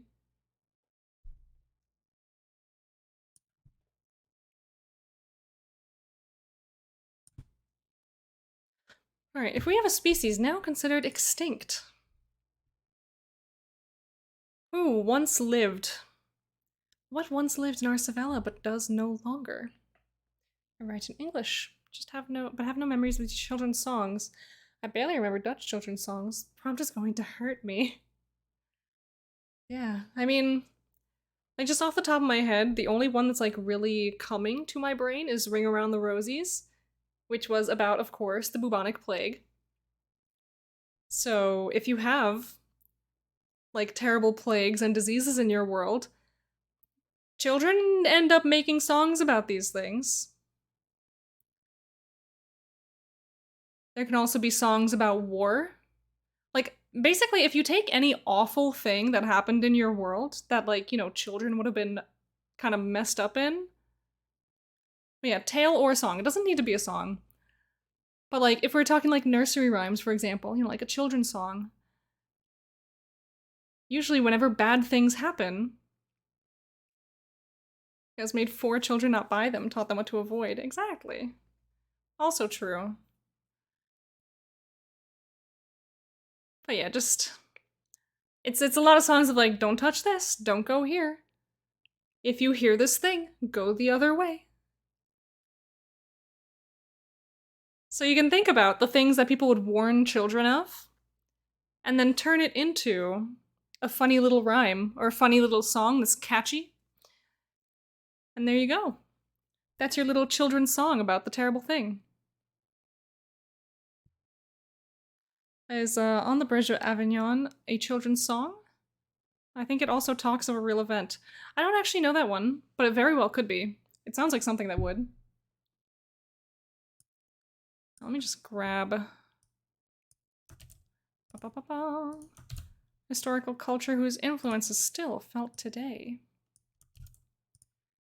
Alright, that one's actually gonna be a really hard one for me to do. Because the dominant culture right now in Arsavella is one that has lived there for a very, very long time. Basically since the dawn of time in Malcora. So finding a different historical culture that would have influence on them is actually exceptionally difficult for me. I'm writing a haiku about the glass ceiling. Give me 2 minutes. There you go. Don't touch, the no-no zone comes to mind. Oh, true. It's like the stop. Don't touch me there. This is my magic square. Stop. You'll get in trouble. This is my magic bubble. Those really awful songs that we used to sing as kids. It's like, yes, the consent song that just gets a little weird in the middle. Glass ceiling above. Daughter shatters with fierce love. Sky now knows her dove. Oh. It's so sad sounding. Boom, boom, boom. Getting all these photos. Oh, Desi Cat, hello, welcome, welcome with the 9 raiders. How are you doing? How's the world building? How's the prompt writing? Hope you're having a good time over there. We've been having a lot of very deep conversations. Things have been getting pretty serious up here in this chat. A lot more chatting than actual writing, which, you know, for me actually is kind of unusual. We usually have a little more of a quiet moment. But you know what? It's cool. I like having all these little chats with everybody. Get a little shout out for Dazzly Cat. Can I do that? There we go. Wahoo! So yes, welcome in. I hope all of your adventuring, all your prompt writing has been going very, very well. For those of you joining us, hello. I am Strixline, little bird in a human suit, writer of Malcora on WorldAnvil, and we are doing prep for all the prompts that we just got released today. I've only gotten through about half of them. Oopsie poopsie. And like, you know, oh, my internet decided to crash at the tail end of my stream. Oh no! That's so rough. I've had like a couple things recently where my internet's just kind of like died midstream.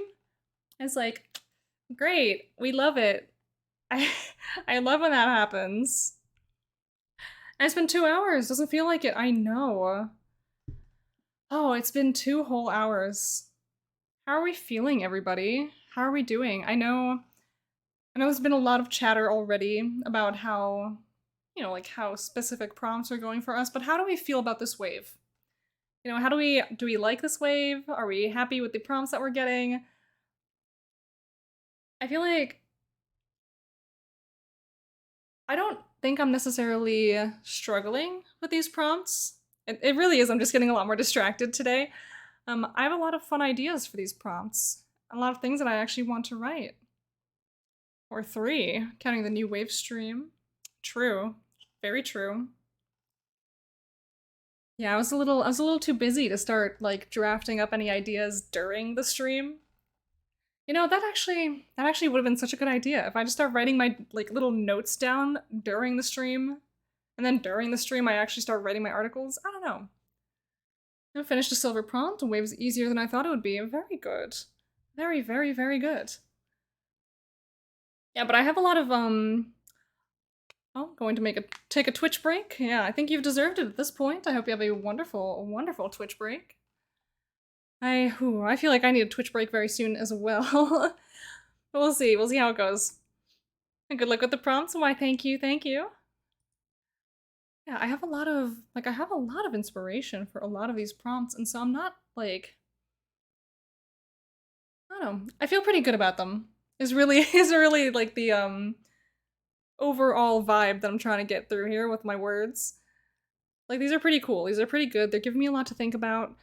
They're really helping me develop, like, a very specific, like, the very specific region of my world that I've chosen to follow for summer camp. This wave has allowed me to condense that even further. Pretty much, like, to the city at the heart of this region, which is really cool. And so we're talking a lot about the relics that are within this city, the people who live within this city, what they do, what they manage. And so yeah, it's a lot of fun. I'm having a really good time with some of these.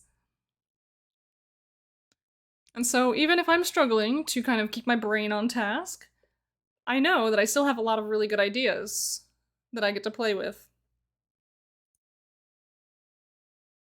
All right. If we have a real event that we can base a tale or song on, that'd be really sick. So let's start there. What is the real event that we would like to go with? Ooh, okay. I'm going to say that children who evacuated. Children who evacuated the Melokaj Barrens to Orel and the territories around. They sing songs of the desiccated sands and the danger they bring.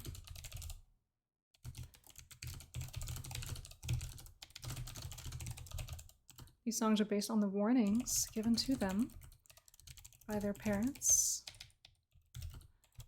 urging them to stay inside and to stay out of the sandstorms.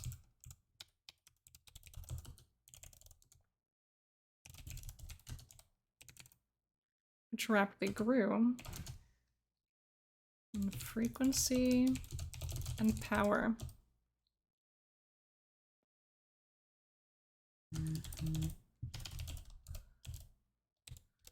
Uncomfortably common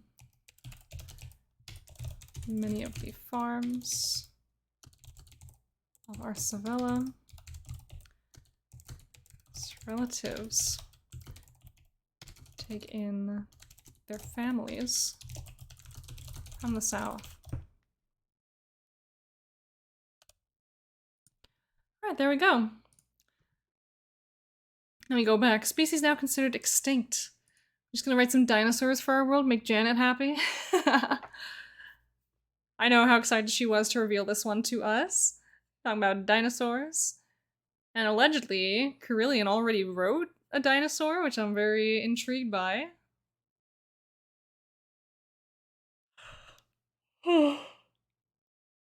Ugh, sleepy. I'm gonna have to go give myself some rest pretty soon, because I'm just dying.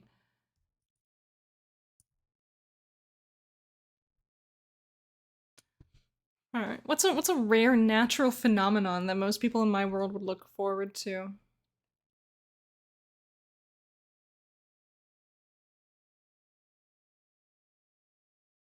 Would it be something to do with the moons? Would it be something... Or it could be as simple as the sunrise. That'd be really silly. Thunderstorms, ooh. Absolutely. But they're not even that rare, I would say. Oh, I guess, okay, it does say rare. I guess I kind of skipped over that part. Something rare. So we could go for like the eclipse angle. We could make the argument that like full moons and such are rare. It's a WorldAnvil prompt. We can skip words, that's true.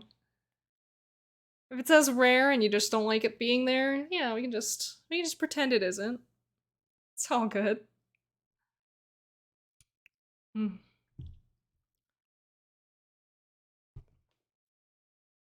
Yeah, cause like if I wasn't constraining myself to this one part of my world, I could very easily make up like a distinctly rare natural phenomenon that people would look forward to. Because this is like the one distinctly not magical place in my world. And so I really have to go for like kind of a more natural route with this. Although, just because this is kind of like the least magical place doesn't mean that it doesn't mean that there's no such thing as magical influence on even the normal things in my world. Like, not everything has to function the exact same way just because it's not innately magical. Hmm. I'll have to think about that one at a later time, maybe. A ceremony that represents a transition or transfer. Hmm. I don't know. I think I might have spoken too soon. I'm reading like all these last couple prompts and I just have no idea what angle I'm going to be taking for them. So I want to say maybe, like, species considered extinct. I could definitely take a species that would have lived in the South, where now is being kind of like blown up by everything that's happening down there. A species that was native to there, that people just haven't seen since this all started, could very easily now be considered extinct. And I think that's a very reasonable I think that's a very reasonable assumption to make. But yeah, don't know. Start a new Shadowrun world for the summer camp. Shadowrun is encyclopedias of lore. What can I do that is new? Hmm.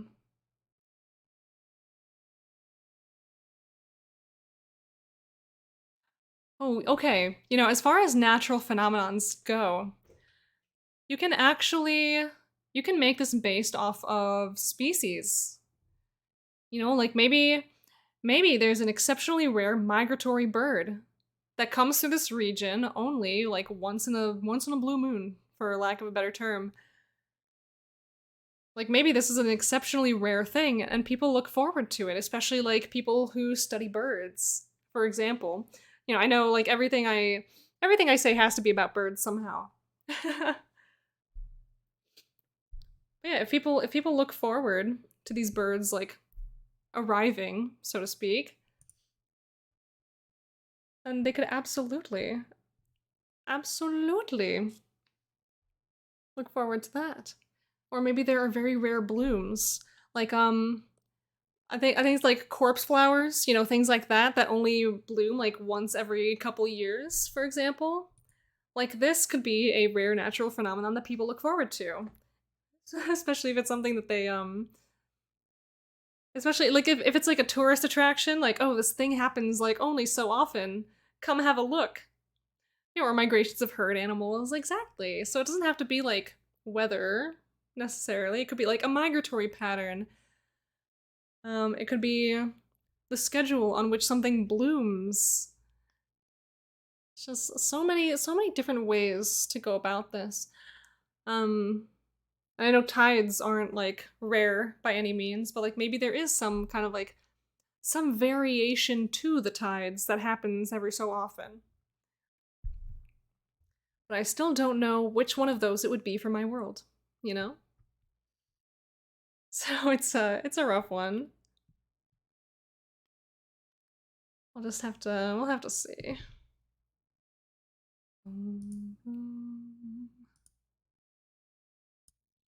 Yeah, I'm really drawing some blanks here. I do think maybe that means that we should head out for the day. Because I am tired, I'm a little low on ideas, I'm a little bit low on juice. So I think we will indeed call it here for today. It was lovely and wonderful getting to talk to so many of you today about all these things that we were doing. Just, hello. My face. If Streamlabs will catch up. Hello. My face. Rare Phenomenon, place like Old Faithful and Magic It Up. Oh, true. Yeah. So I had a wonderful stream hanging out with you guys, just bouncing ideas off of each other, having some very deep philosophical discussions as well. Thank you so much. It was nice to be here. It was nice having you here. Like this goes out to all of you. All of you, absolutely. Just a little reminder, I am doing Feral Friday again this coming week. Friday, 10 a.m. If you finish up any of the gold articles, any gold prompt, and you are very happy with the result, you are more than welcome to send it my way. I will read it on Friday. I will feature it in my little spotlight post, little showcase post. That's what it is. So I enjoy listening to you, Strix. So thank you. Teacher Hana, you're so nice to me. Thank you so much. But yeah, if you have a gold prompt article that you are in love with by the end of this week, send it to me before Friday or even during stream on Friday. If I have time, I will read it. Yeah, just throughout the week, you're more than welcome to send me one of those. And if you change your mind about which article you'd like me to read, you know, just send me a different one. Just let me know. Yeah, tomorrow's my next stream. I will be playing a yet undecided game. It'll be hopefully something short, something sweet. Give me the time to be nice. Haha. Yes, absolutely. Yeah. And so tomorrow, some kind of game, short and sweet. I'm just gonna be hanging out, having a good time, relaxing, just, you know, doing my own thing. And yeah, Tuesday night, 7 p.m., I will be doing just writing sprints, trying to get as many of these articles out as possible, trying to get my submissions, trying to hit gold that night. That'll be really awesome. And yeah, from there, then Friday stream. Saturday and Sunday next week, I will not be around, unfortunately, so I will not be here to theorycraft and brainstorm and chat about diamond prompts. I don't know. I might try to stream other days of the week to make up for it, because then the following weekend, Saturday and Sunday, I will also not be available. So we might have some little pop-up streams in the middle of the week. So yeah, just be on the lookout for those. If you join my Discord server, you will get the announcements every time I go live. And yeah, you're more than welcome to join me there. And have a wonderful, wonderful rest of your days. Let's see who I can send us off to, because we can't just send us off without a raid. You know, it'd be really silly. And I see Laura Bones is also doing some world building. We are doing some more writing, so I will absolutely send you guys to Laura Bones. And yes, everyone, happy summer camp. I hope you have the most feral of feral events. Have your sippies at the ready. Be happy, be healthy. Keep world building, happy writing, and of course, our raid call is Bird Raid. So any variation of Bird Raid that you wish to send out to this chat when you arrive, please feel free to do so. Stick around and chat if you'd like. It'd be really nice. I'm sure Laura would appreciate it. Now everyone, time to go for that 10% hacker, yes? Now everyone, grab your sippies and go world build. I will see you guys tomorrow for a little game time. Toodaloo, have a wonderful, wonderful rest of your day.